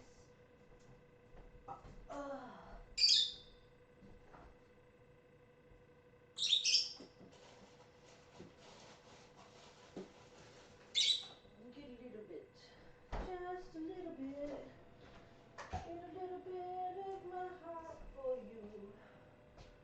Just a little bit. Get a little bit of my life for you. Do do do do do do do. Get a little bit. Get a little bit of my love for you. Get a little bit. Get a little bit of the kitsy cat. Stratus, the caddis, the cattiest caddis. Stratus, the caddis, the littlest caddis. Oh, pitch that ice cream. We're gonna have a little bit, just a little bit. I kind of want chips though, but I want to have some of the ice creams. Ice creams, you screams, we all screams for ice cream. There you go, put a little bit in there. Just a wee bit. A wee bit, a wee bit, a wee bits. Look at this cup. This cup cool. Look at this cup. Isn't it cool? Gotta have ice cream for me and for you. Wouldn't you think I'm the girl who loves ice cream?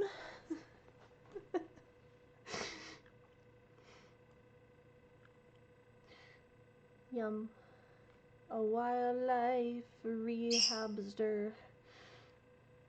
Let's see. Hold on. Get this back up there so that it doesn't mess with that.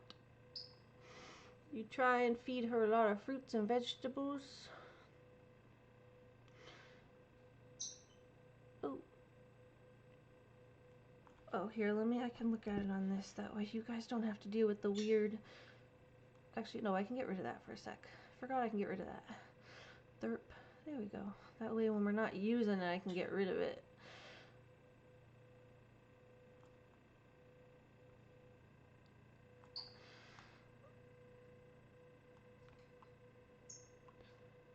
There's something about the vets. Alright, I'm scrolling back up to be able to read. Doing fine. Oh, the only one with ducks. No babies. Well, they're doing fine. Dimples doesn't have any eggs yet. Yeah, it takes 28 days for the eggs to hatch. I forget how many. It can take like almost a week to lay the eggs sometimes though. But also she could have just not gotten mated. All the other ducks took her mans.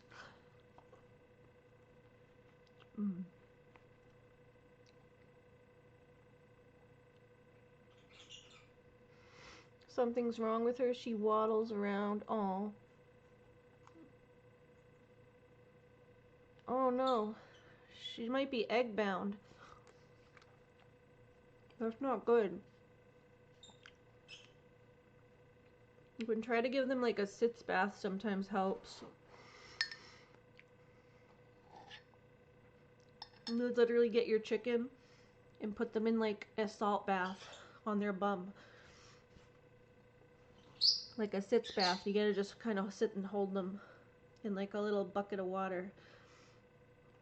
I used to do it with my chickens because they would get like that sometimes. They got egg bound. They could die from that if it's the actual egg stuck inside. Sorry, excuse me. Oh, I'm sorry to hear that. I hope she gets better.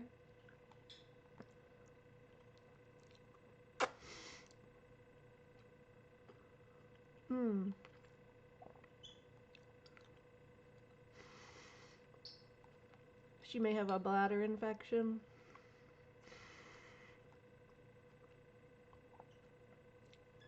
Try the sitz bath if you can, Pickles.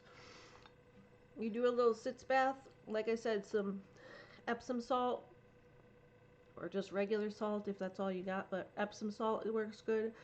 Warm Epsom salt, and you put her in like a little tub, like a pan or what do you call it? Like those little small little tubs.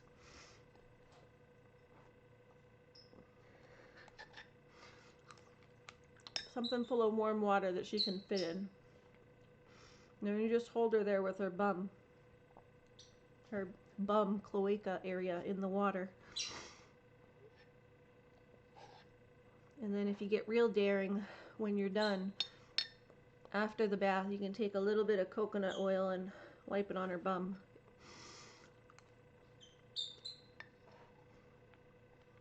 As like a lubricant so she isn't pushing as hard. I used to do that with my chickens. So having a vet come out for livestock chicken care isn't always worth the affordability of it, unfortunately. It's just how it is with farm animals. People just don't do the same level of care.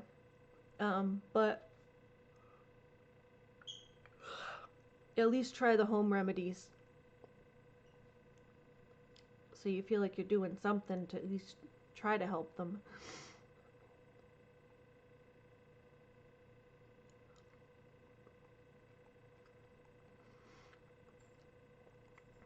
Yeah, there's not vets really that deal with chickens and ducks.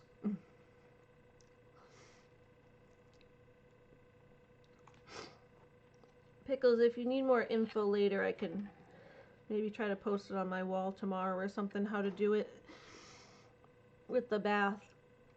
How I used to do it for the chickens.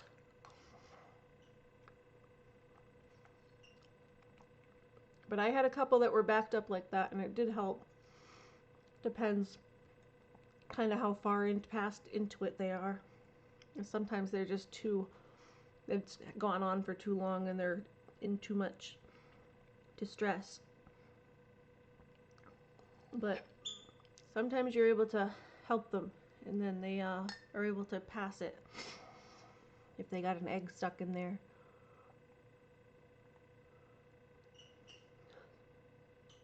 You try and feed her a lot of fruits and veggies.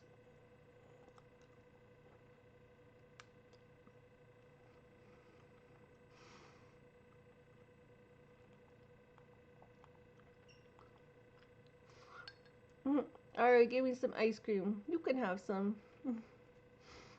No, MJ can have a little bit. Here, MJ. This is really good ice cream too. It's homemade ice cream from the little store. For MJ, for your throat. That was for MJ's throat. It's really nice, like soft ice cream too. It's good for your throat. Oh, I just got something on the lens again. There we go. I was like fixing it because it's blurred. Yeah, I'm a little wonky right now. What's egg bound? It's when they have an egg stuck inside of them, basically. Epsom salt. Egg bound is when they have the egg that they're supposed to lay is basically stuck inside of them, like they're having trouble laying it, which is kind of what you're describing if she's trying to push and she was supposed to have eggs.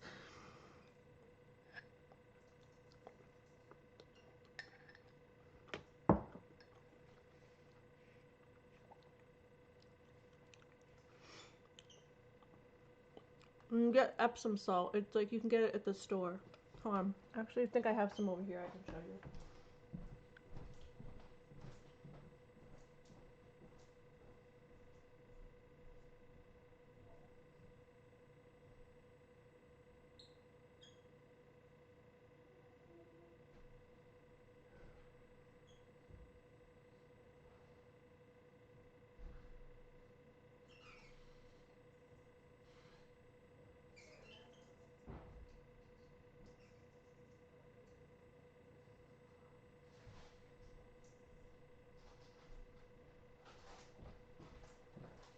I do have some Epsom salt. Epsom salt. This one has like added scents and stuff, but you can get them plain. Any pharmacy sells it. Oh. It's like a soak. You soak in it and it's like relaxes all your muscles and stuff.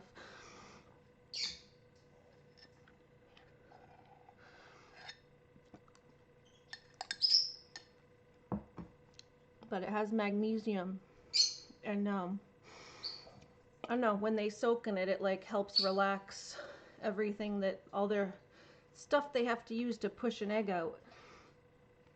So you let them soak like a sitz bath with their bum soaking in it in warm water.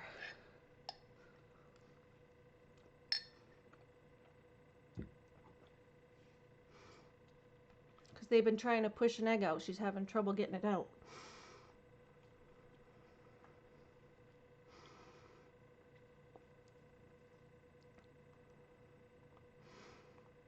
It's like what you do when you're constipated, basically.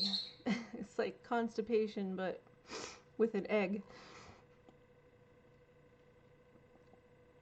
So you're trying to relax that cloaca area so it can let the egg come out.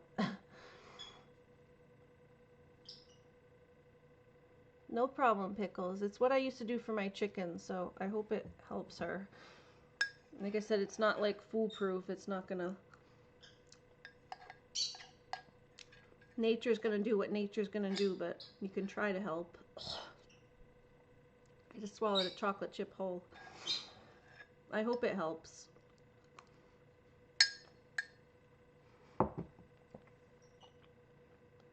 What kind of ice cream? It's more cookie dough. Cookie dough. There's some cookie doughs in there. The ones in this one are smaller. The cookie dough pieces are a little smaller, but there's one. There, you can see it now. Cookie doughs. I'm sharing. I share with MJ right now because she's got a sore throat. Yes, Epsom salt. Heather want a bite too? Is your throat sore too, Heather? We gotta make sure we have enough to share with MJ because she got a sore throat. But if you want a little bit, you can have a little bit. Here you go. And let me just lick it so it's not... I don't want it to drip on my stuff. There we go. Here. You can have this one. Boop, for Heather. For Madam Butterfly. This one's for Butterfly. Boop.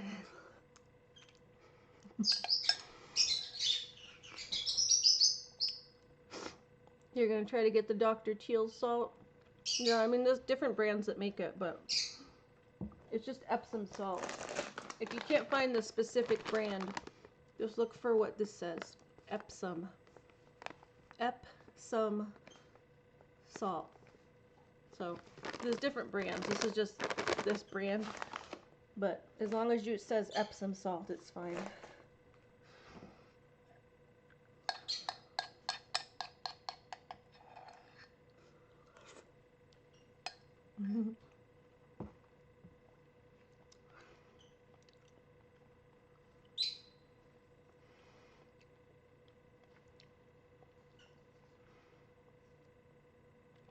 I think Dr. Teal's makes unscented, yeah. I think I've gotten unscented from Dr. Teal's.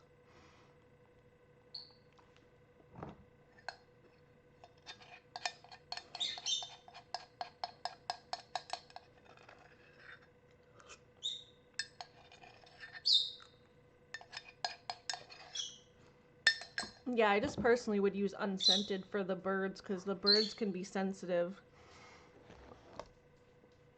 They're ducks and birds can be like sensitive to different stuff. So I was like, I think unscented, like, yeah, fragrance free would probably be the best for them.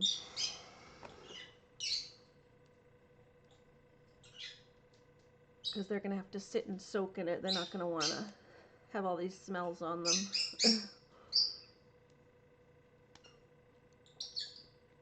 No lucker still, huh? I look at it, looking at his little tag again. Nope. No luckers. Where is that little kitty going? What is that little kitty doing? Naughty boy. Naughty boy. Naughty kitty. No more gummies. You're a bad influence. You're the one telling me to do them. You say no gummies, and then you go, Ari, Ari, take those gummies. Ooh, cut my leg. Cut my leg on something. It hurt. All right, let's get back on track with the scary stories. Scary stories. Okay. Let's see. My dad had this is a new guy. He's Snowy L Nuck. My dad had shit going on in his house, so much shit that almost every kid who would come in, myself, my sisters, my brothers, and my dad, all have had so many experiences in there. I remember one time I was going upstairs to have a shower. The bathroom was at the end of the hallway, and on the way to it, I had to pass by the room I shared with my sisters when I was over for the weekend. As I passed by, I saw something sit up on the bottom bunk. We had bunk beds in there, out of the corner of my eye. This thing looked like a little girl. She had pale skin, short black hair that was cut in a bob style with straight bangs covering her forehead, and her eyes were these massive circles with large black dots in the center for pupils. She was facing sideways, so her right shoulder was facing me. When she turned her head, the other half of her body looked like it was under the blankets. I remember getting such an intense feeling of fear that I went back downstairs and refused to go upstairs at all or even sleep in the house. My dad had to set up the camping tent in the backyard for the rest of the weekend. If this occurrence had been nothing / me just seeing things that weren't there, I feel like I shouldn't still remember it in perfect detail at the age I am now. Seen it when I was maybe 6 or so. I'm 23 now. Saw one of them black-eyed children. Trying to read while high is hilarious, right? Yeah, I get distracted. I keep getting distracted. Plus, I'm all stuffy now. Being high kind of makes me stuffy. Lucky's looking for Julie. Yeah, there's no Lucky. I have the little find him thing on my phone, and he got spotted by that somewhere up the street like an hour ago, but he still hasn't made his way home. He's a naughty boy.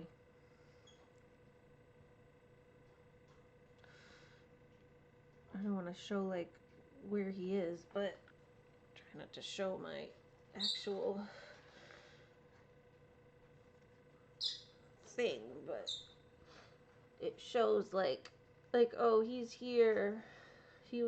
That's where he was spotted, and that's like me.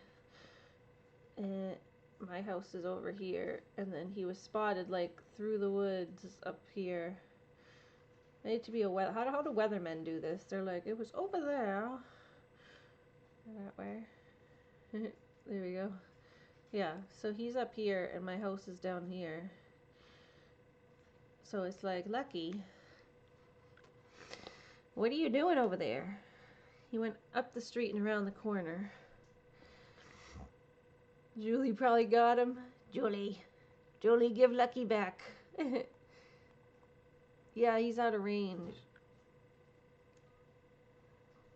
The range is very like small on these. I thought these would have better range, these little air tags. But it's only really if it's close to my own phone. It has to be within range of my own phone to be able to ring him. Find through website. What's that? Samsung? I never saw that before. Can I find there? Huh.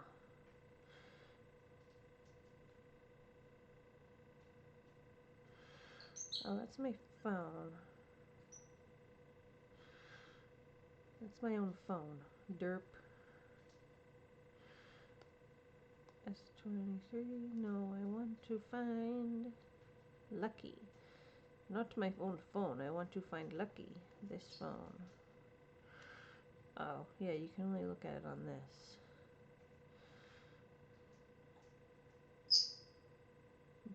Derp. Naughty Lucky. Naughty. He was seen at 2019. What is 2019? That was like 2 hours ago, right?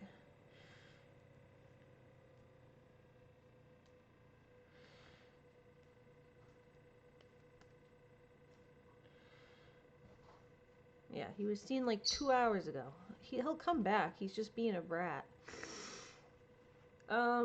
Not necessarily going further away. He's just out of service of wherever the phone is. He's just out of service of wherever the phone is that picked him up. And there's not a lot of Samsung phones, so he could still be like in between mine and his house. He's somewhere in between my house and the house up and around the corner. He's just being a little brat, not coming home. Ugh. Alright, let's see. What else do we have? In Snohomish, Washington, there's a bar called the Oxford. It has a violent history as there have been at least 2 or 3 deaths and murders there. My parents have gone a few times to listen to live bands and heard of women being locked in the bathroom and plates shattering in the kitchen when no one was around. One night my dad had a glass of red wine and headed downstairs to the basement where there's pool tables and another bar. He says that the cup part of his glass exploded in his hand. There was a popping sound and he looked down and he only had the wine glass stem in his hand and there was no red wine or glass on or around him. Oh, that's creepy, weird. In a bit of a daze, he went to the bartender, handed her the stem, and explained what happened, and she replied, "No problem, that kind of stuff happens here all the time." And she handed him a new glass. That's kind of funny. It's like a haunted bar. It's like, oh yeah, wine glasses just disappear here all the time. And someone says probably chance resonant frequencies. A lot of these paranormal spots have abnormal acoustic properties. These off frequencies have been shown to cause visual auditory hallucinations and spontaneously breaking glass.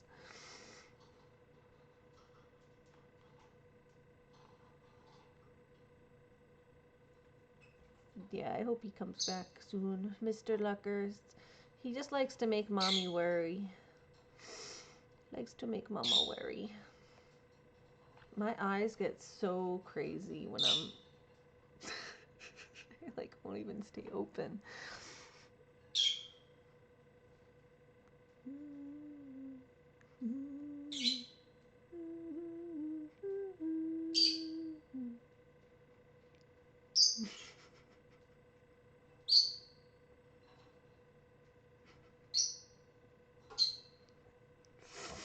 a bobblehead.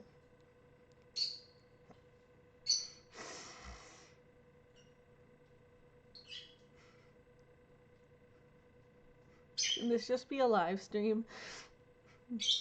People just come into this.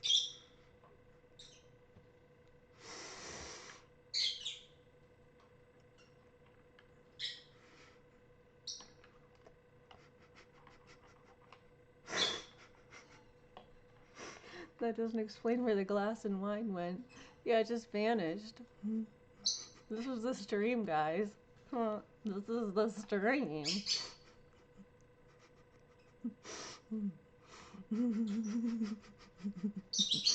This is the stream.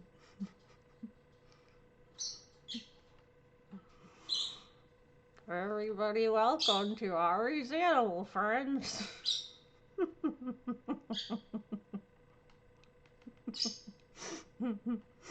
Happy Halloween.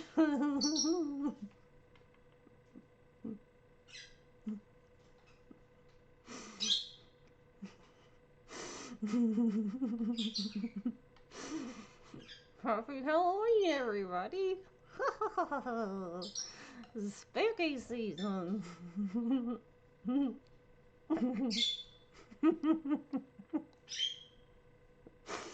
I'm so happy. Sing a happy, happy, happy, happy, happy, happy song. Sing a happy, happy, happy, happy, happy, happy song. Sing a happy, happy, happy, happy, happy, happy song. Sing a happy, happy, happy, happy song. I'm a grandiloquist. Your neck gonna hurt. It kind of feels good.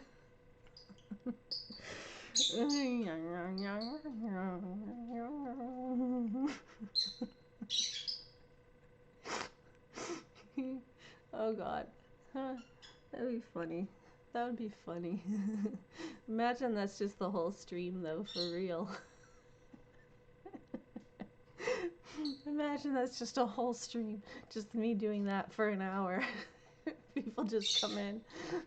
Just imagining people coming in, having never seen this channel before in their life. And they just pop in at that moment.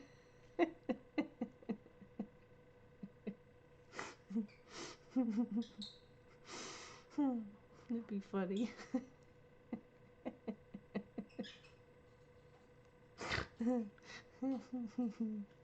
That'd be funny.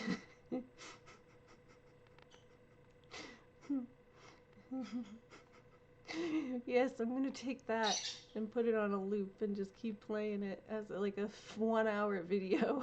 We're gonna make a 1 hour video of just that.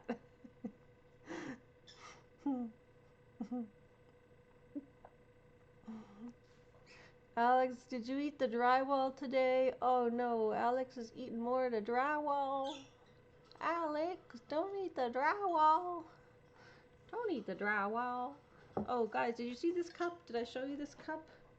I think I meant to show you, but then I just ate all the ice cream. Look at this cup. It's Lake Winnipesaukee with a moose. But look, this is the best part about the cup.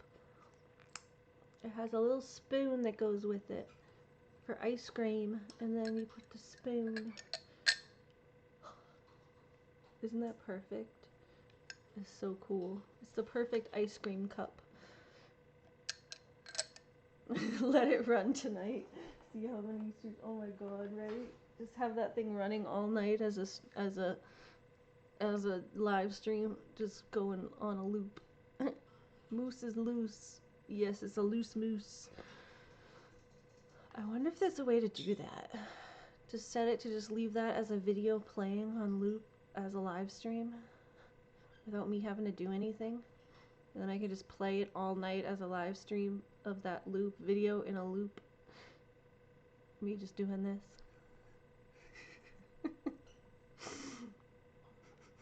It'd be kind of funny.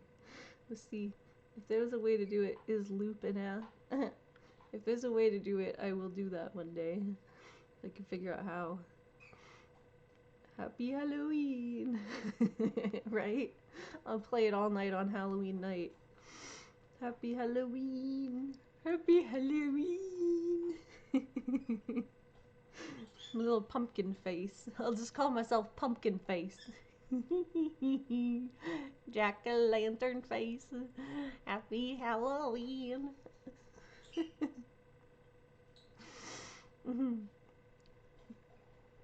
Happy Halloween. I think I downloaded it the other day, but I don't know how to use it really. And you have to pay for like the good version of it, apparently. I thought it was a free thing, but when I was going to look at it, it says you need like StreamYard Ultra to do like half of the things. But yeah, I did download it the other day.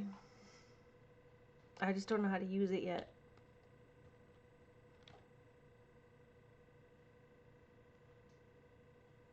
Or was that Streamlabs? Oh no, that was Streamlabs, not StreamYard. Are they the same thing? I don't know. I don't know if Streamlabs is the same thing as StreamYard. Is StreamYard the same thing as Streamlabs? There's StreamYard and Streamlabs.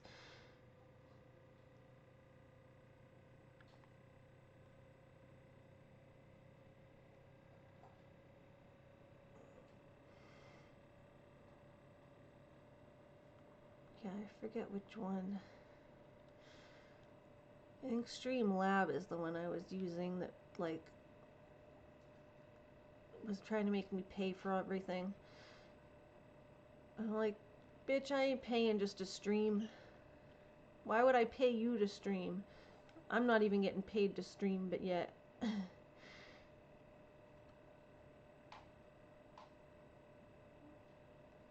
Let's see, got it. Except, hold on, I'm looking at the StreamYard thingy. Live stream. Studio, pre-recorded videos. Yeah, I don't know. I think StreamYard is fine.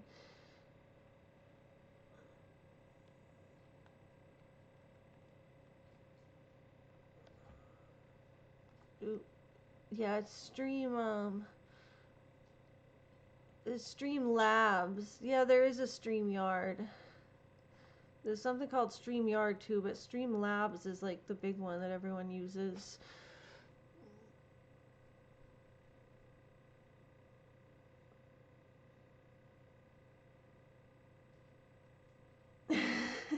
Jamie says, I don't know now yet. I don't know now. Is there a StreamYard? Did I make that up?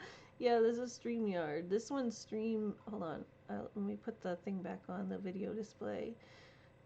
This is StreamYard here. This thing, oh, hold on. Let me make my video smaller.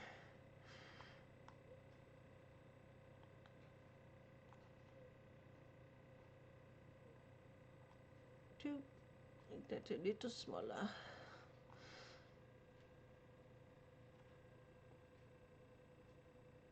That's StreamYard. It has like live stream, studio, pre-recorded video, add a new destination. I have YouTube as my destination. Choose an account to continue to StreamYard. Go to my StreamYard. Bada bada boom, bada boom, bada boom.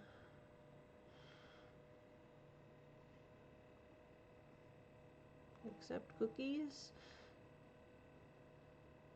Yeah, and you can create a live stream to go to YouTube. I think, yeah, you can it makes it so you can stream in multiple places at once, because you can send it to Facebook, send it to YouTube, and then it'll create a live stream on each one. Destinations. So yeah, I just have my YouTube connected. I don't have anything else. You just connect things, but then Streamlabs is the crazy one. But they try to make you pay. Streamlabs.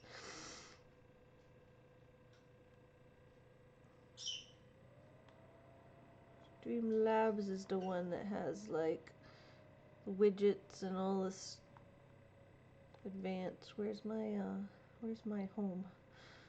Like my stuff. Where's my stuff?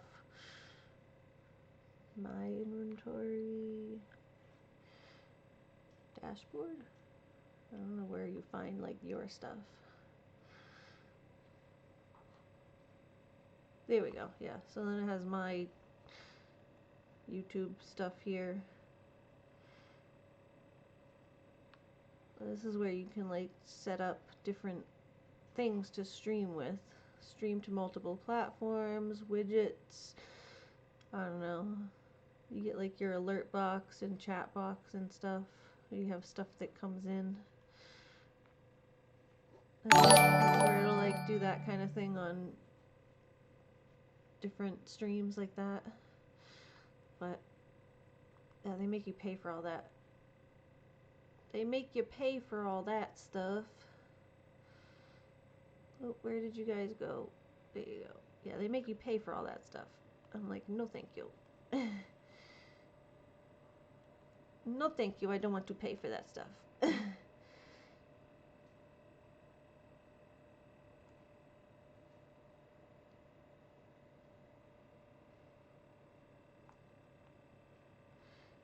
I don't know, there's StreamYard and Streamlab. I think they both do the same thing pretty much. They just let you stream to multiple platforms at once. I don't know if you can set a stream. You could maybe set a stream of like something that you're not actually there for. Like set your things just streaming from a video on a loop. I don't know if you can do that.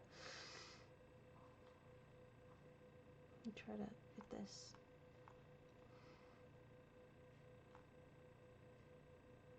Oh, there we go. Get this in the middle. D9. It's like 262. There we go. Close enough. Let's try to get it centered.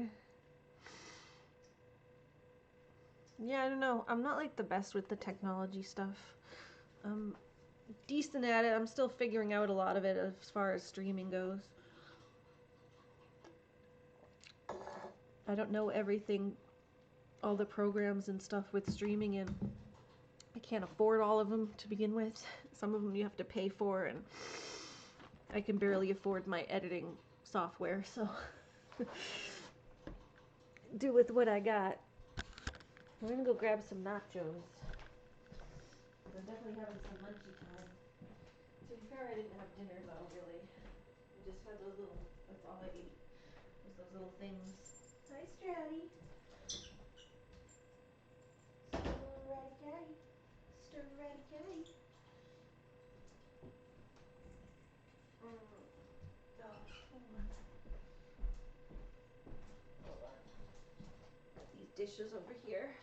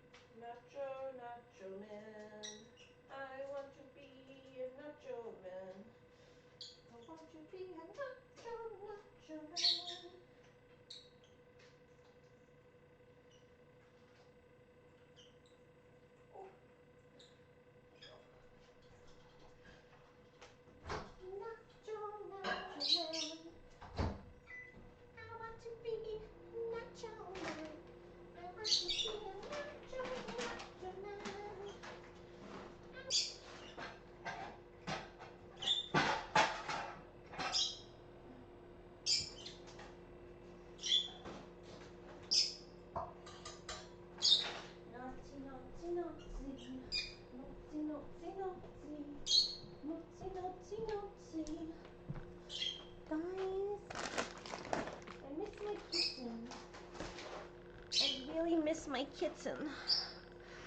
Is that Ari peeing? No, I got some munchies. I got some munchies. Maybe like a premiere? I know nothing. Yeah, I don't know how it would work. How it would work either. I'm sure if there's a way to do it, I could figure it out. I just need some time. No, I was not peeing, but that's actually a good idea.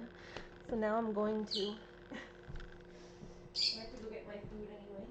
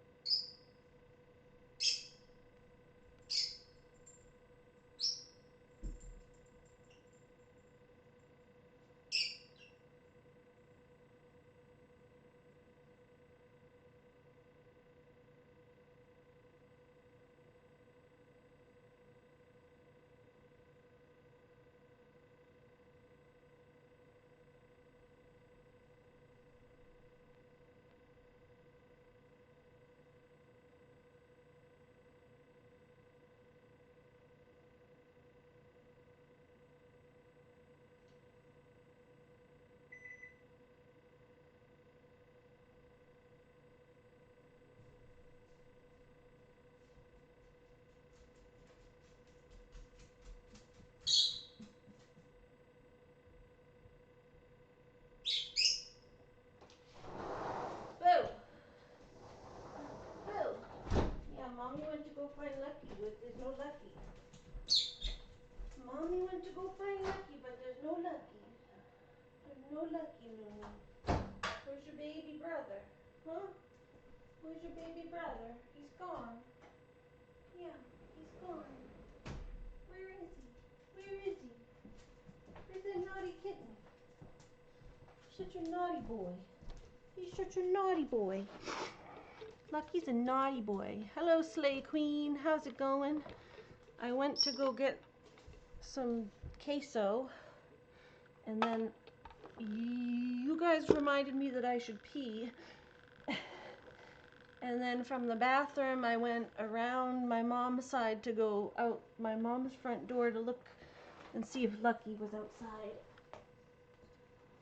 And then I came back in this door. I went around. No.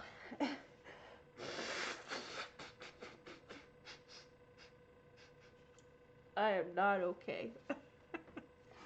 Queso is so yum yum. Yes, I got queso. I got queso. Queso.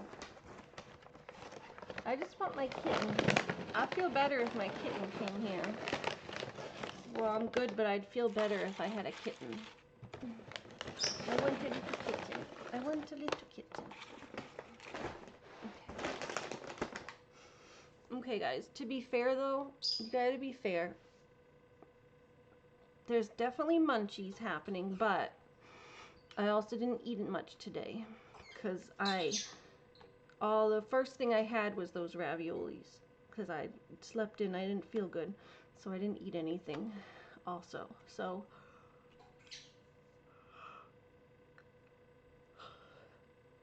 I'm allowed to eat right now. Basically is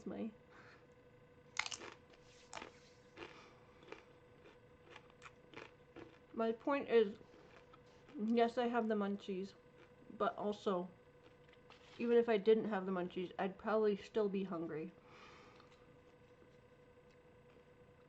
Because I didn't eat much. There was only a few of those little raviolis.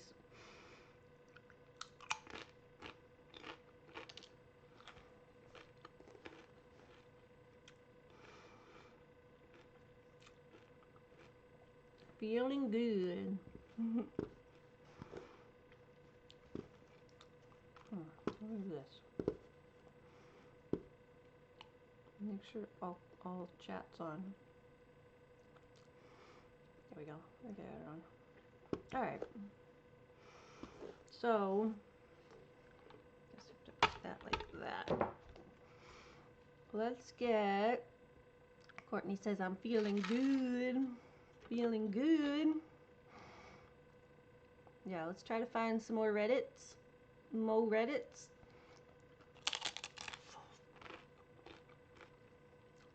Okay. 30 plus years ago, my mom's stepdad died. My step-grandpa, question mark, he was basically her father. Her real dad walked out when she was 9. There was a gathering at the house following the funeral. The phone rings and my mom picks up and hears a male caller say her name in an interrogative fashion, like Susan. Oh, in an interrogative fashion, like Susan? Oh, I'm trying to get the right tone. Interrogative fashion, like a question. So it'll be Susan? She was sure it was his voice, panicked and hung up. Oh, that's creepy.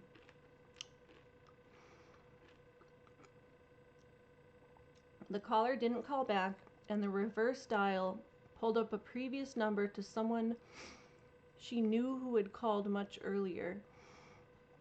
So essentially, the call from beyond didn't happen as far as the phone company was concerned. To this day, she believes it was him and regrets panicking and hanging up. For something for WIW, I think that's just like context basically. My mother is not religious, spiritual, etc. Bonus story, when my other grandfather died, 2004, from complications following colon surgery. He was in his late 90s, so it was a good run. He was in the hospital following his surgery. My dad and aunt had a feeling it might not be a 50-50 chance he pulled through, given his age, so they were present. He wakes up and asks when he got back. They ask him to explain. He said he had a dream he was on a road trip in an Airstream trailer with a buddy of his with whom he had a falling out 50 plus years ago. He was driving and they were blinded by a bright light in the windshield. Then he woke up. A few minutes later he went to sleep and paused. A few minutes later he went to sleep and passed. Come to find out, he and his buddy had always wanted to do a cross-country road trip, but has some kind of falling out. But they had some kind of falling out and never spoke again. My grandma remembered it happening shortly after World War II. Must have weighed heavily on him. Oh, that was kind of weird.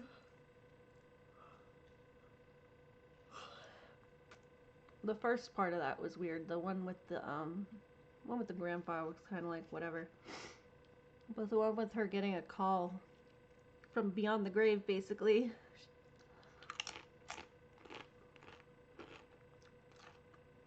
And then there's like no record of that call happening. That was interesting, that one.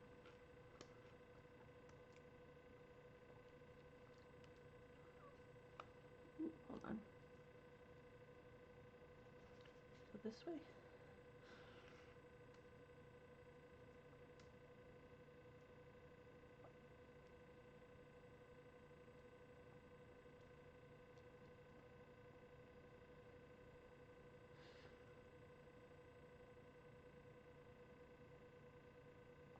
Was about to break into my house and eat my gummies.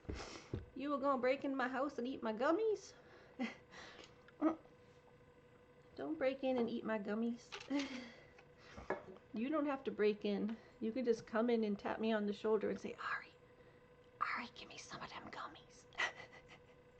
And then I'll give you some and you can sit here right next to me and read Reddit stories together.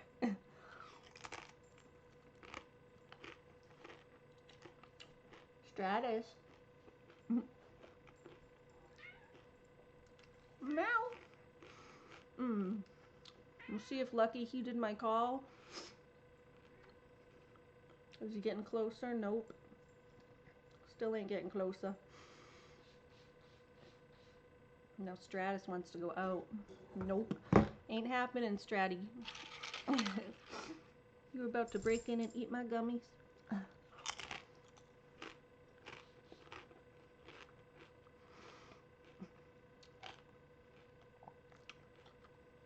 Don't you break in and eat my gummies.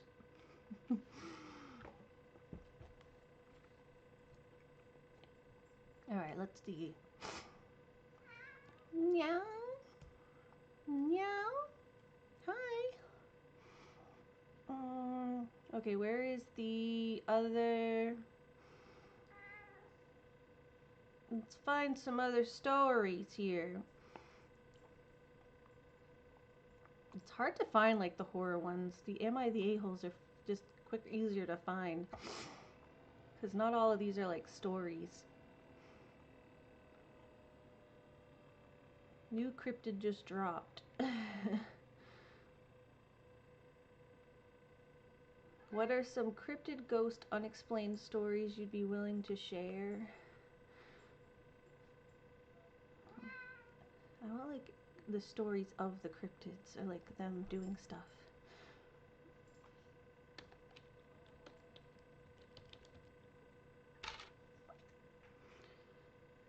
Cryptid horror.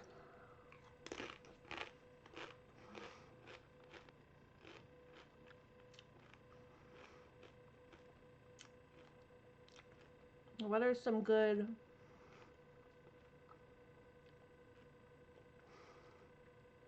craziest and or coolest cryptid stories you've ever heard?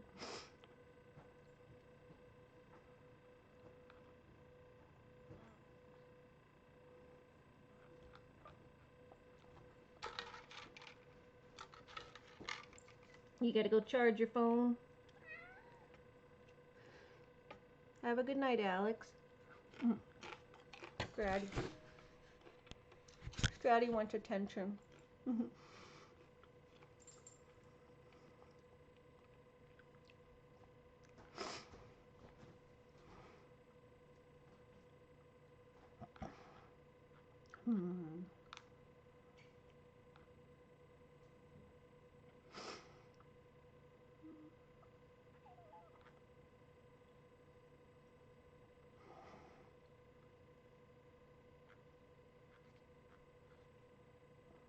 It's hard to find this stuff.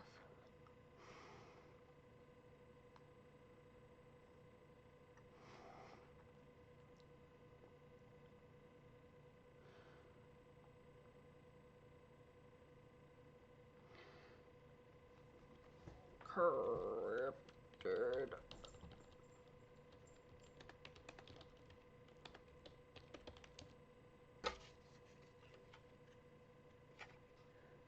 So hard to find things.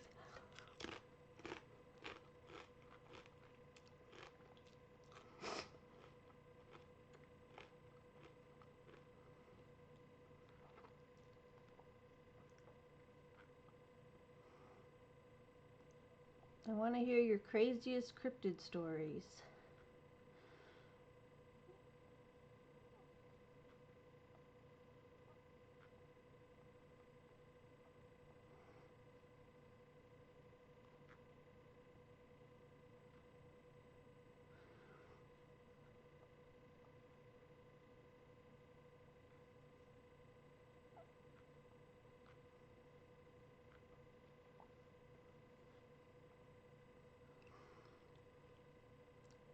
Giant jellyfish.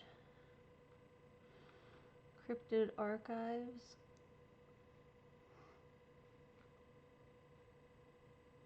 Giant jellyfish are cryptid invertebrates reported from the world's oceans. The largest known jellyfish is the lion's mane. These are like just actual jellyfish.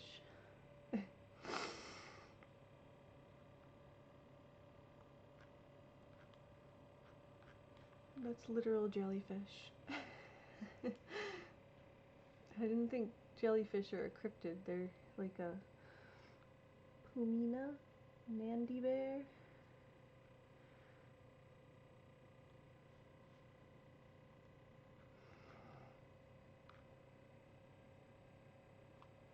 Well, that's like a whole cryptid encyclopedia. That's kind of interesting. I found a cryptid encyclopedia.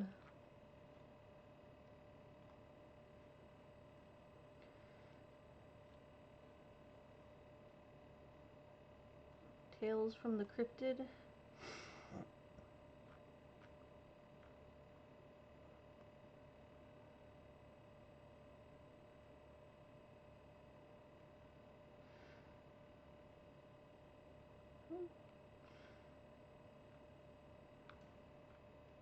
Zipper jaw. Final. The rest of it. I'm a trucker who never picks up hitchhikers, but there was one. I've been a long-haul trucker for just over 4 years now. Trucking was never supposed to be the career path for me, but it's one I'm grateful I took. I never really liked being around other people, let alone interacting with them. I guess when you grow up being picked on, made to feel like a social outcast, you eventually realize solitude is your best friend you could possibly have. I didn't even go to public college. Once high school was ultimately in the rearview window, the idea of still being surrounded by douchey, pretentious kids my age did not sit well with me. I instead studied online, but even after my degree, I was still determined to avoid human contact by any means necessary. After weighing my future options, I eventually came upon a life-changing epiphany. What career is more lonely than traveling the roads of America as an honest-to-God working-class trucker? Not much else was my answer. I'd spend weeks on the road all on my own, while in theory being my own boss. Honestly, the trucker life sounded completely ideal. With a fancy IT degree and a white, clean driving record, I eventually found employment for a company in Phoenix. All year long, I would haul cargo through Arizona's Sonoran Desert to the crumbling society that is California, with very little human interaction whatsoever. And Courtney says, how to find a cat, the next chapter.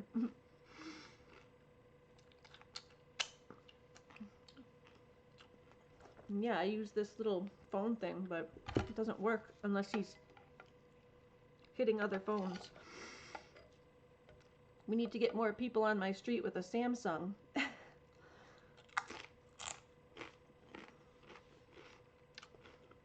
Apparently everyone are Apple customers over here.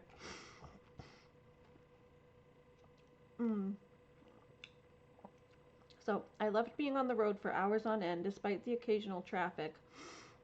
I welcomed the silence of humming roads and highways. Hell, I was so into the trucker way of life that I even dressed like one. You know, the flannel shirt, baseball cap, lack of shaving or any personal hygiene. My diet was basically gas station junk food and any drink that had caffeine in it. Don't get me wrong, trucking is still a very demanding job.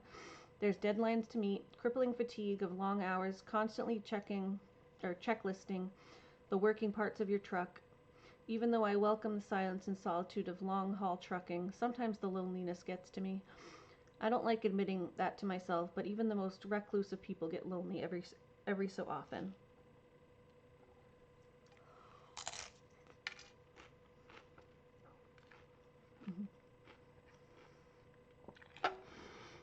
Alex says, oh, I heard the cat.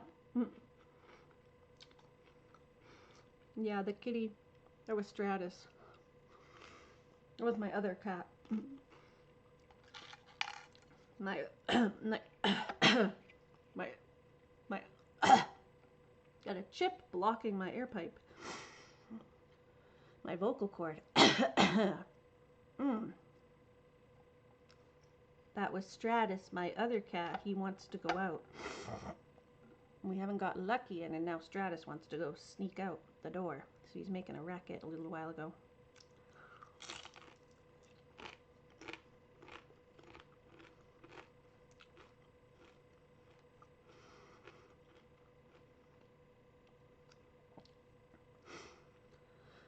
Okay, so this guy loves his trucker way of life. He's a little trucker right now. I'm going to pick up with the next few sentences. Let's find where I left off. Okay, he said, even the most recluse of people get lonely every so often. Nevertheless, I still love the trucker way of life, but what I love most about this job, more than anything else, is driving through the empty desert. The silence, the natural beauty of the landscape. The desert affords you the right of balance and solitude. Just you and nature. You either feel transported back in time among the first settlers of the West, or to the distant future on a far-off desert planet. You lose your thoughts in the desert. It absolves you of them. Like any old job, you lean on it, or you learn on it. I learned sleep is key, that every minute detail of a routine inspection is essential. But the most important thing I learned came from an interaction with a fellow trucker in a gas station. Standing in line on a painfully busy day, a bearded gentleman turns around in front of me, cradling a six-pack beneath the sleeves of his food-stained hoodie. Is that your rig out there? The red one? The man inquired. Yeah, it is, I confirmed reservedly. Haven't been doing this long, have you? He then determined, acknowledging my age and unnecessarily dark bags under my eyes. I swear the truckers in this country are getting younger by the year. Most don't last more than 6 months. They can't handle the long miles on their own. They'll fill out an application and expect it to be a cakewalk. I at first thought the older and more experienced trucker was trying to scare me out of a job. He probably didn't like the idea of kids from my generation with our modern privileges and half-assed work ethics replacing working-class Joes like him that keep the country running. I didn't blame him for that. I was actually in agreement, keeping my eyes down to the dirt-trodden floor. I then peer up to the man in front of me, late to realize that he is no longer talking and is instead staring in a manner that demanded my attention. Let me give you some advice, Sonny. The best advice you'll ever need for the road. Treat that rig of yours like it's your home, because it is. You'll spend more time in there than anywhere else for the next 20 years. I didn't know it at the time, but I would have that exact same conversation on a monthly basis. Truckers at gas stations or rest areas asking how long I've been trucking for, or when my first tire blowout was. That wouldn't be for at least a few months. But the weirdest trucker conversations I ever experienced were the ones I inadvertently eavesdropped on. Apparently, the longer you've been trucking, the more strange and ineffable experiences you have. I'm not talking about the occasional truck jacking attempt or hitchhiker pickup. I'm talking about the unexplained. Overhearing a particular conversation at a rest area, I heard one trucker say to another that during his last job, trucking from Oregon to Washington, he was driving through the mountains when, seemingly out of nowhere, a tall, hairy figure made its presence known. Hold on. I swear to good Lord, the goddamn thing looked like an ape. Truckers in the Northwest see him all the time. That's nothing, replied the other trucker. I knew a guy who worked through Ohio that said he ran over what he thought was a big dog. Next thing, the mutt gets up and hobbles away on its 2 back legs. Crazy bastard said it looked like a werewolf. I've heard other things from truckers too. Strange, inhuman encounters, ghostly apparitions appearing on the side of the highway. The apparitions always appear to be the same, a thin woman with long dark hair, wearing a pale white dress. Luckily, I had never experienced anything remotely like that. All I had was the road, the desert. I never really believed in that stuff anyway. I don't believe in Bigfoot or Ohio dogmen, nor did I believe our government's secretly controlled by shape-shifting lizard people. Maybe I was open to the idea of ghosts, but as far as I was concerned, the supernatural didn't exist. It's not that I was a skeptic or anything. I just didn't respect life enough for something like the paranormal to be a real thing, but all that would change through one unexpected and very human encounter. By this point in my life, I had been a trucker for around 3 years. Just as it had always been, I picked up my cargo from Phoenix and journeyed through highways, towns, and deserts until reaching my destination in California. I really hated California. Not its desert, but the people, the towns, and the cities. I hated everything it was supposed to stand for. The American dream that hides in the underbelly of so much that's wrong with our society. God, I don't even know what I'm saying. I guess I'm just bitter. A bitter, lonely trucker traveling the roads. I had just made my third haul of the year driving from Arizona to North California. Once the cargo was dropped, I then looked forward to going home and gaining some much needed time off. Making my way through SoCal that evening, I decided I was just going to drive through the night and keep going the next day. Not that I was supposed to. Not stopping for the night meant I'd surpass my 11 allocated hours. Pretty reckless, I know. I was now on the outskirts of some town I hated passing through, though this was the unbearable town on my way to on my way to reaching the state border, a mere 2 hours away. A radio station was blasting through the speakers to keep me alert when suddenly on the side of the road a shape appears from the darkness and through the headlights. No, it wasn't an apparition or some cryptid, it was just a hitchhiker. The first thing I see being their outstretched arm and thumb. I've had my own personal rules since becoming a trucker, and not picking up hitchhikers has always been one of them. You just never know who might be getting into your rig. Just as I'm about to drive past them, I was surprised to look down from my cab and see the thumb of the hitchhiker belonged to a girl. A girl no older than 16 years old. God, what's this kid doing out here at this time of night? I thought to myself. Once I passed by her, I then look back to the girl's reflection in my side mirror, only to fear the worst. A creep in a car could offer her a ride. What sort of trouble had this girl gotten herself into if she was willing to hitch a ride at this hour? I just wanted to keep on driving. Who this girl was or what she's doing was none of my business, but for some reason I just couldn't let it go. This girl was a perfect stranger to me. Nevertheless, she was the one who needed a stranger's help.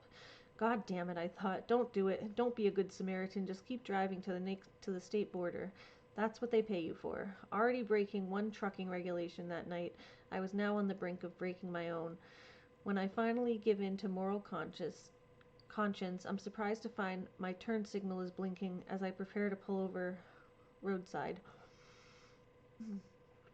After beeping my horn to get the girl's attention, I watch through the side mirror as she quickly makes her way over. Once I see her approach, I open the passenger door for her to climb inside. Hey, thanks, the girl exclaims as she crawls her way up into the cab. It was only now close up did I realize just how young this girl was. Her stature was smaller than I first thought, making me think she must have been no older than 15. In no mood to make small talk with a random kid I just picked up, I get straight to the point and ask how far they're needing to go. Oh, well, that depends, she says. Where is it you're going? Arizona, I reply. That's great, says the girl spontaneously. I need to get to New Mexico. Why this girl was needing to get to New Mexico, I didn't know, nor did I ask. Phoenix was still a 3-hour drive from the state border, and I'll be damned if I was going to drive her that far. I can only take you as far as the next town, I said unapologetically. Oh, well, that's okay, she replied before giggling. It's not like I'm in a position to negotiate, right? No, she was not. Continuing to drive to the next town, the silence inside the cab kept us separated. Although I'm usually welcoming to a little peace and quiet, when the silence is between you and another person, the lingering awkwardness sucks the air right out of the room. Therefore, I felt an unfamiliar urge to throw a question or two her way. Not that it's my business or anything, but what's a kid your age doing by the side of the road? Like I said, I need to get to New Mexico. Do you have family there? I asked, hoping internally that was a reason. No, was her chirpy response. Well, are you a runaway? I then inquired, as though we were playing a game of 21 questions. I guess, but that's not why I'm going to New Mexico. Quickly becoming tired of this game, I then stop with the questioning. That's all right, I say. It's not exactly any of my business. No, it's not that. It's just the girl pauses before continuing on. If I told you the real reason, you'd think I was crazy. And why would I think that? I asked, already back to playing the game. Well, the last person to give me a ride certainly thought so. That wasn't a good sign, I thought. Now afraid to ask any more of my remaining questions, I simply let the silence refill the cab. This was an error on my part because the girl clearly saw the silence as an invitation to continue. All right, I'll tell you, she went on. You look like the kind of guy who believes this stuff anyway, but in case you're not, you'll have to promise not to kick me out when I do. I'm not going to leave some kid out in the middle of nowhere, I reassured her, even if you are crazy. I worried that last part sounded a little insensitive. Okay, well, here it goes. The girl again chooses to pause as though for dramatic effect before she then tells me her reason for hitchhiking across 2 states. I'm looking for aliens. Aliens? Did she really just say she's looking for aliens? Please tell me this kid's pulling my chain. Yeah, extraterrestrial, she then clarified. Like, I didn't already know what the hell aliens were. I assumed the girl was joking with me after all. New Mexico supposedly had a UFO crash land in the desert once upon a time, and so rather half-assedly I played along.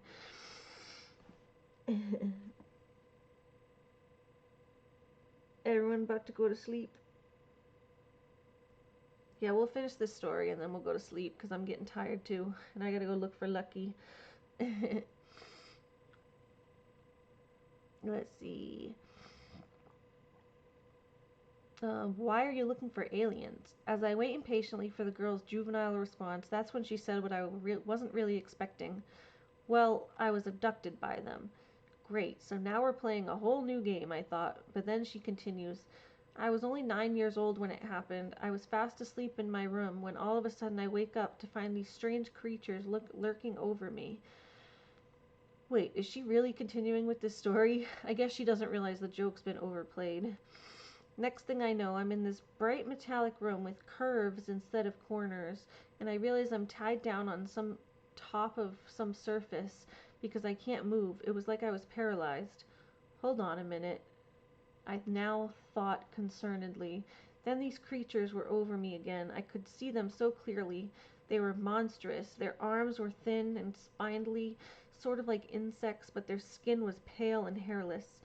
They weren't very tall, but their eyes were so large it was like staring into a black abyss. Okay, this has gone on long enough, I thought again to myself, declining to say it out loud.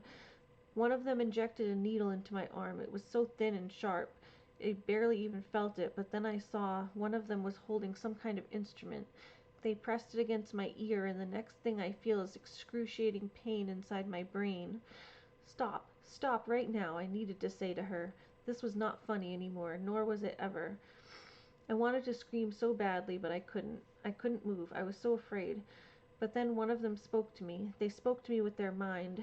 They said it would all be over soon, and there was nothing to be afraid of. It would soon be over. Okay, you can stop now. That's enough. I get it, I finally interrupted. You think I'm joking, don't you? The girl now asked me with calmness, surprisingly in her voice. Well, I wish I was joking, but I'm not. I really had no idea what to think at this point. This girl had to be messing with me, only she was taking it way too far. And if she wasn't, if she really thought aliens had abducted her, then shit. Without a clue what to say or do next, I just simply played along and humored her. At least that was better than confronting her on her lie. Have you told your parents you were abducted by aliens? Not at first, she admitted, but I kept waking up screaming in the middle of the night. It got so bad they had to take me to a psychiatrist, and then that's when I told them. It was this point in the conversation that I finally processed the girl wasn't joking with me. She was being 100% serious, and although she was just a kid, I now felt very unsafe. They thought maybe I was schizophrenic, she continued, but I was later diagnosed with PTSD. When I kept repeating my abduction story, they say whatever happened to me was so traumatic my mind created a fantastical event so to deal with it. Yep, she's not joking. This girl I picked up by the road was completely insane. It's just my luck, I thought. The first hitchhiker I stopped for, and they're a crazy person. God, why couldn't I have picked up a murderer instead? At least then it would be quick. And the girl confessed all this to me. I must have gone Oh, after the girl confessed all of this to me, I must have gone silent for a while, and rightly so, because breaking the awkward silence inside the cab, the girl then asks me, "So, do you believe in aliens?" Not unless I see them with my own eyes, I admitted, keeping my eyes firmly on the road. I was too uneasy to even look her way. That's okay, a lot of people don't, but then again, a lot of people do. I sensed she was going to continue on the topic of extraterrestrials, and I, for one, was not prepared for it. The government practically confirmed it a few years ago, you know. They released military footage capturing UFOs. Well, you're supposed to call them UAPs now, but I prefer UFOs. The next town was still another 20 minutes away, and I just prayed she wouldn't continue with this for much longer. You've heard all about the Roswell incident, haven't you? I have. That was partly a lie. I just didn't want her to explain it to me. Well, that's when the whole UFO craze began. Once we developed nuclear weapons, people were seeing flying saucers everywhere. They are very concerned with our planet, you know. It's partly because they live here too. Great, now she thinks they live among us. Next, I suppose she'd tell me she was an alien. You know how all those cattle mutilations? Well, they're real too. You can see pictures of them online. Cattle mutilations? That's where we're at now? Good good God, just rob and shoot me already. They're always missing the same body parts, an eye, part of their jaw, their reproductive organs. Are you sure it wasn't just scavengers? I skeptically thought to ask, not that I wanted to encourage this conversation further. You know, it's not just cattle that are mutilated, it's us too. Don't, don't even go there. I was one of the lucky ones. Some people are abducted and then returned.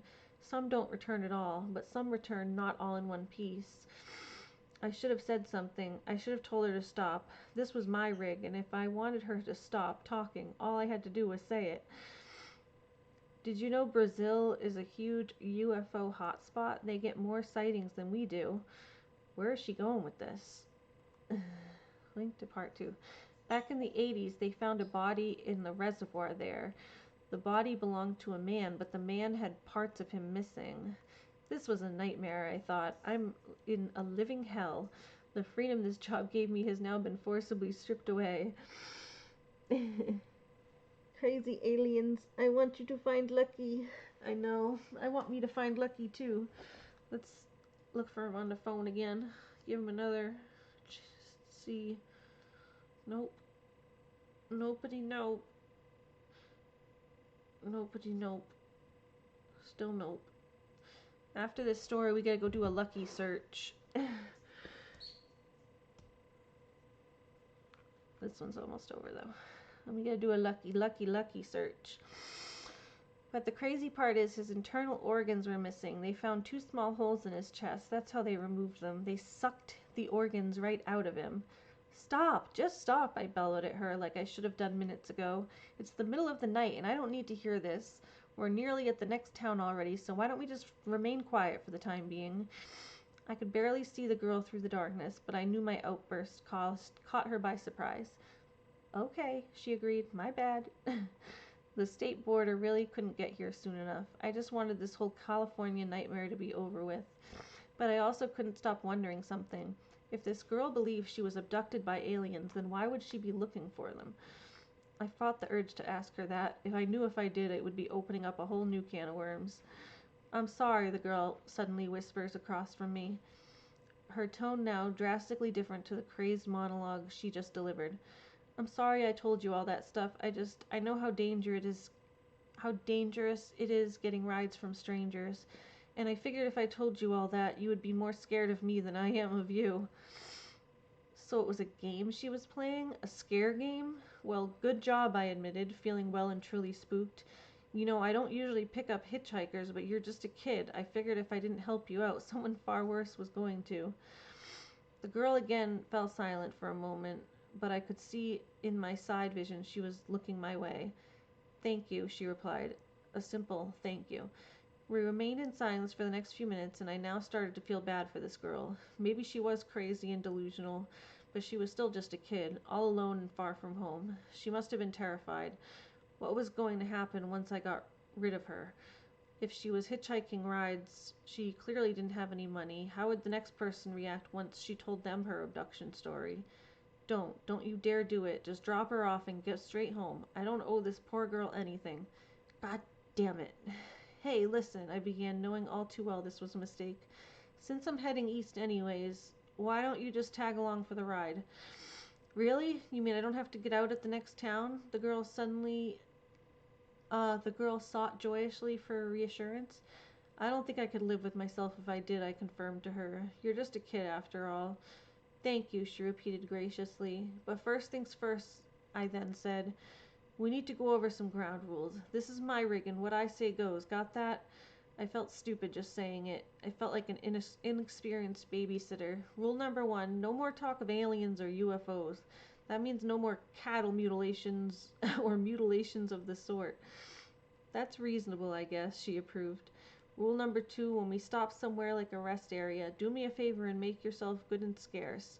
I don't need other truckers thinking I abducted you. Shit, that was a poor choice of words. And the last rule, this was more of a request than a rule, but I was going to say it anyway. Once you find what you're looking for, get your ass straight back home. Your family are probably worried sick. That's not a rule, that's a demand, she pointed out, but alright, I get it. No more alien talk. Make myself scarce, and I'll work on the last one.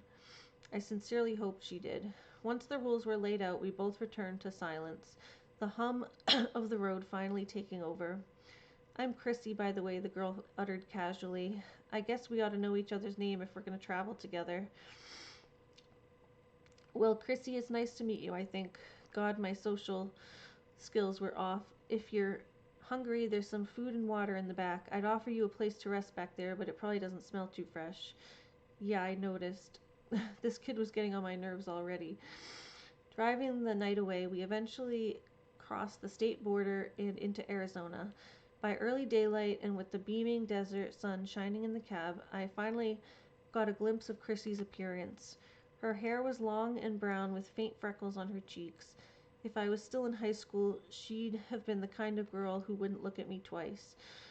Despite her adult bravery, Chrissy acted just like any other 15-year-old would. She left a mess of food on the floor, rested her dirty Converse shoes above my glove compartment, but worst of all, she talked to me.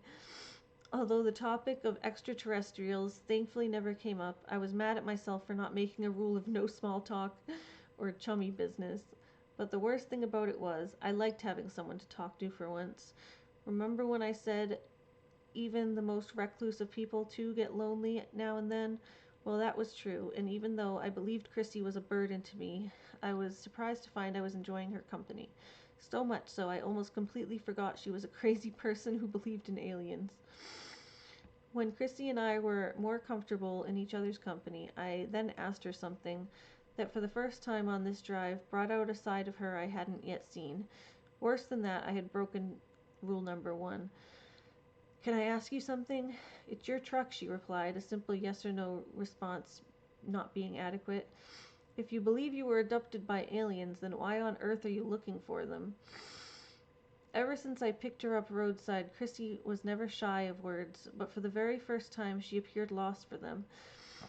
While I waited anxiously for her to say something, keeping my eyes firmly on the desert road, I then turned to see Chrissy was too fixated on the weathered landscape to talk. Admiring the jagged peaks of the faraway mountains, it was a little late, but I finally had my wish of complete silence, not that I wished it any more. Imagine something terrible happened to you, she began, as though the pause in our conversation was so to rehearse a well-thought-out response. Something so terrible that you can't tell anyone about it, but then you do tell them, and when you do, they tell you the terrible thing never happened. Chrissy's words had changed. Up until now, her voice was full of enthusiasm and childlike awe, but now it was pure sadness, not fear, not trauma, sadness. I know what happened to me was real, even if you don't, but I still need to prove to myself that what happened did happen. I just need to know I'm not crazy. I didn't think she was crazy, not anymore, but I knew she was damaged.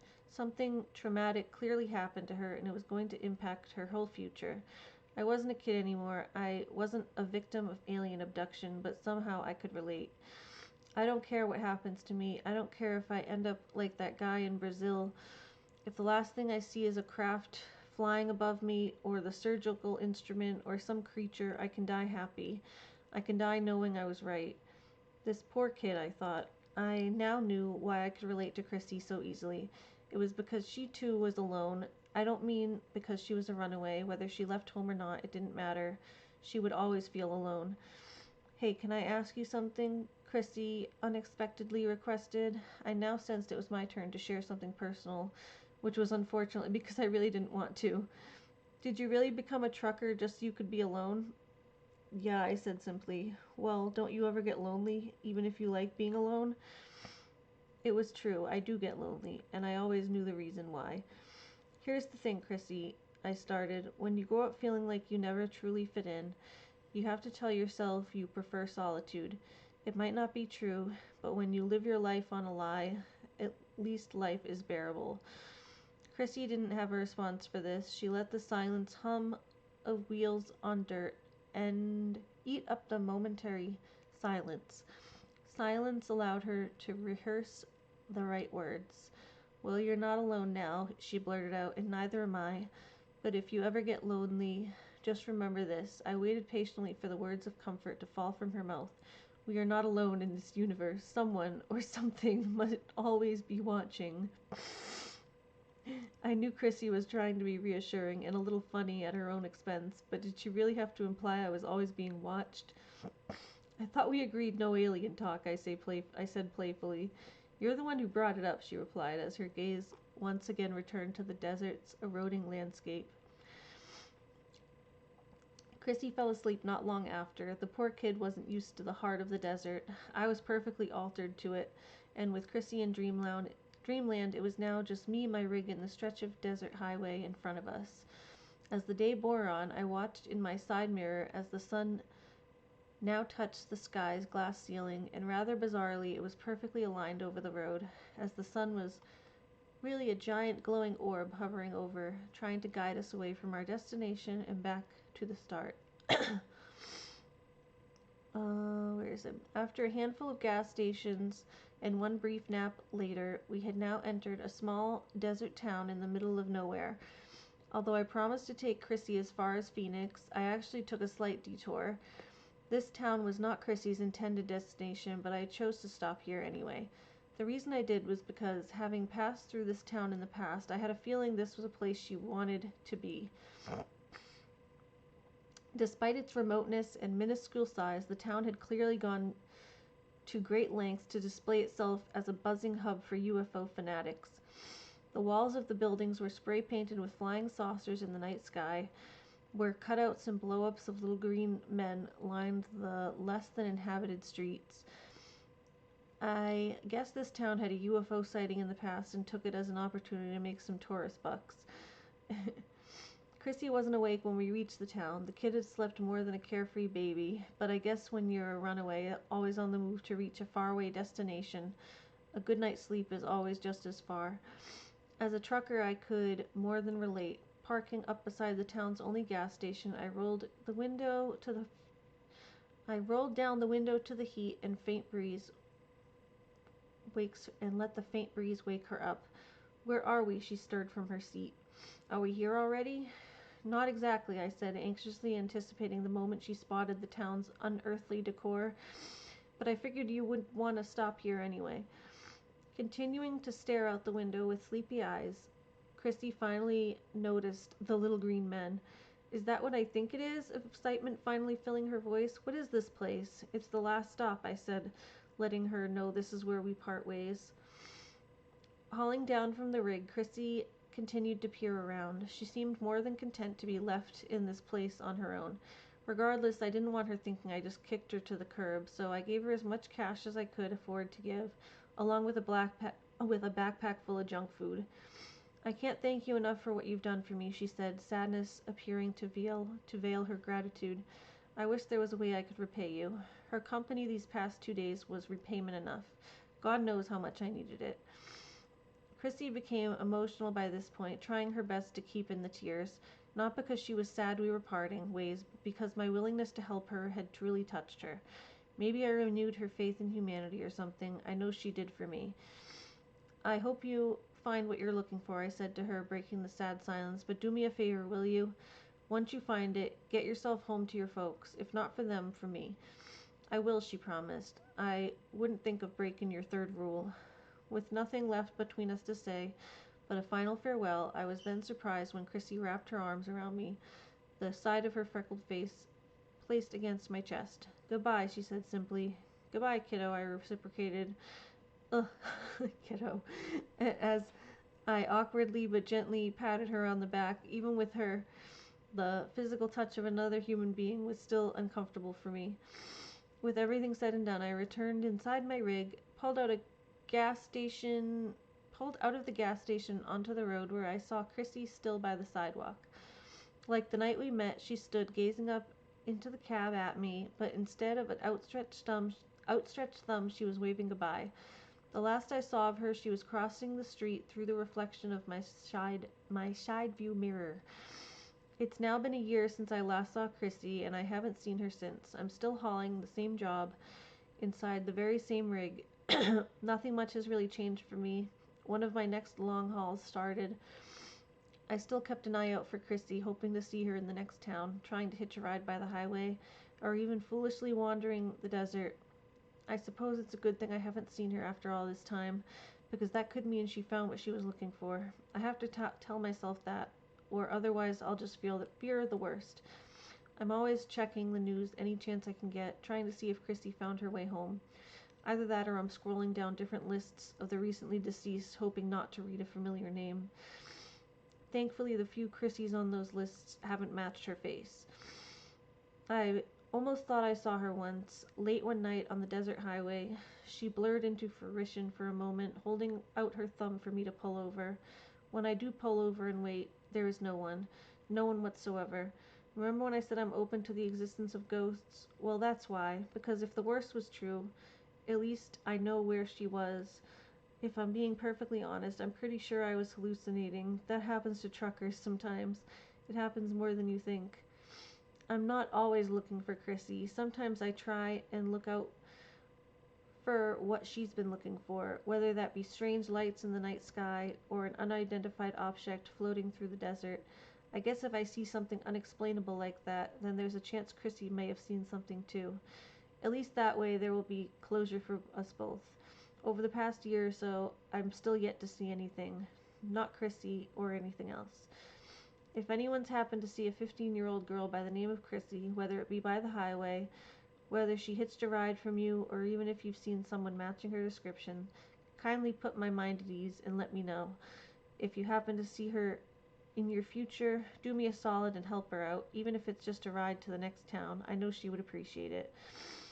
Things have never quite felt the same since Chrissy walked in and out of my life, but I'm still glad she did.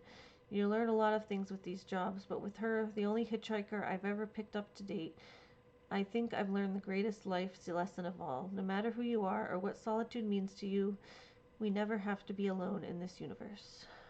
Dun dun dun.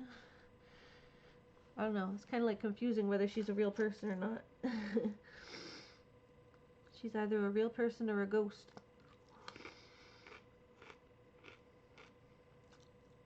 Alright, we gotta go find Luckers.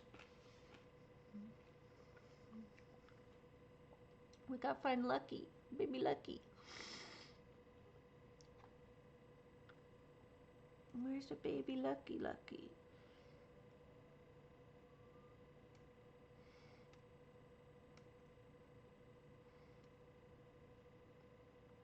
I'm getting tired too.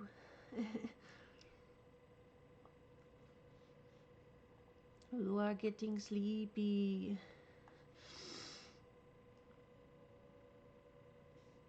Find Lucky. Find Lucky. Find Lucky.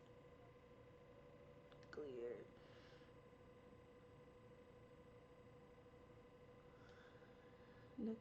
Lucky.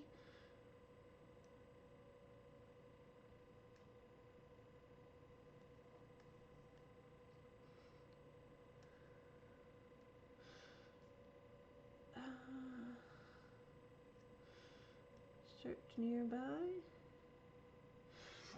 You guys want me to? I'm gonna go walk outside and see if I can find Lucky. I'll leave the stream on so that I can show you if I find him.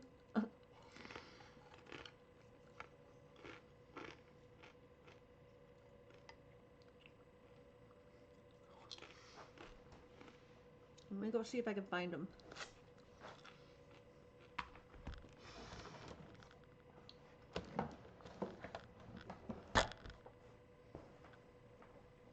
Put this back up here too. Hold on. I want my food to get eaten. Don't want them animals eating my food.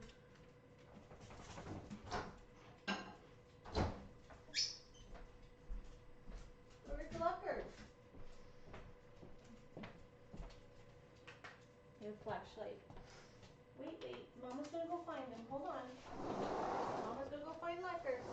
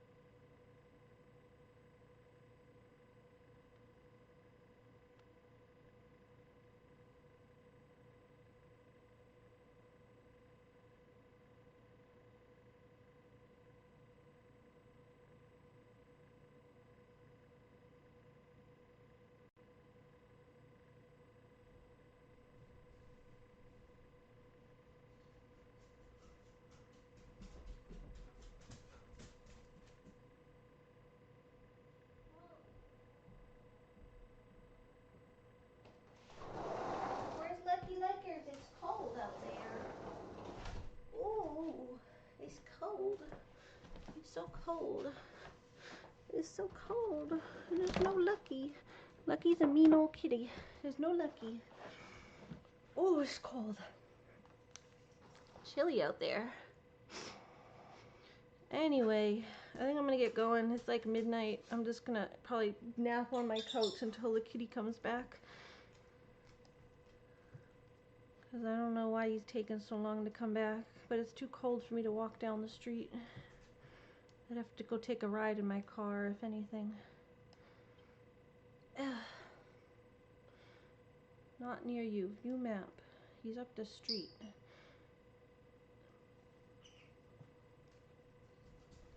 He's taking a nap up the street. Up the street and around the corner. Naughty boy. At least that's the last time he's been spotted on the map. Oi. Naughty, naughty boy. Anyway, yeah, I gotta get going because I'm getting sleepy. I hope you guys enjoyed the little stories. We'll go back to doing like animal type stories. Am I the a-hole type things soon. But we're doing some spooky stuff for spooky season. So hope everybody enjoyed that. My silliness. See you tomorrow, everybody. Bye. Hopefully this little naughty boy comes back soon. Looney says good night. Good night from Looney.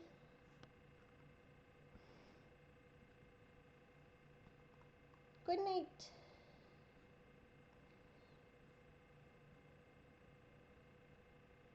No, hold on. Where do I end the stream? Here we go. Stop streaming.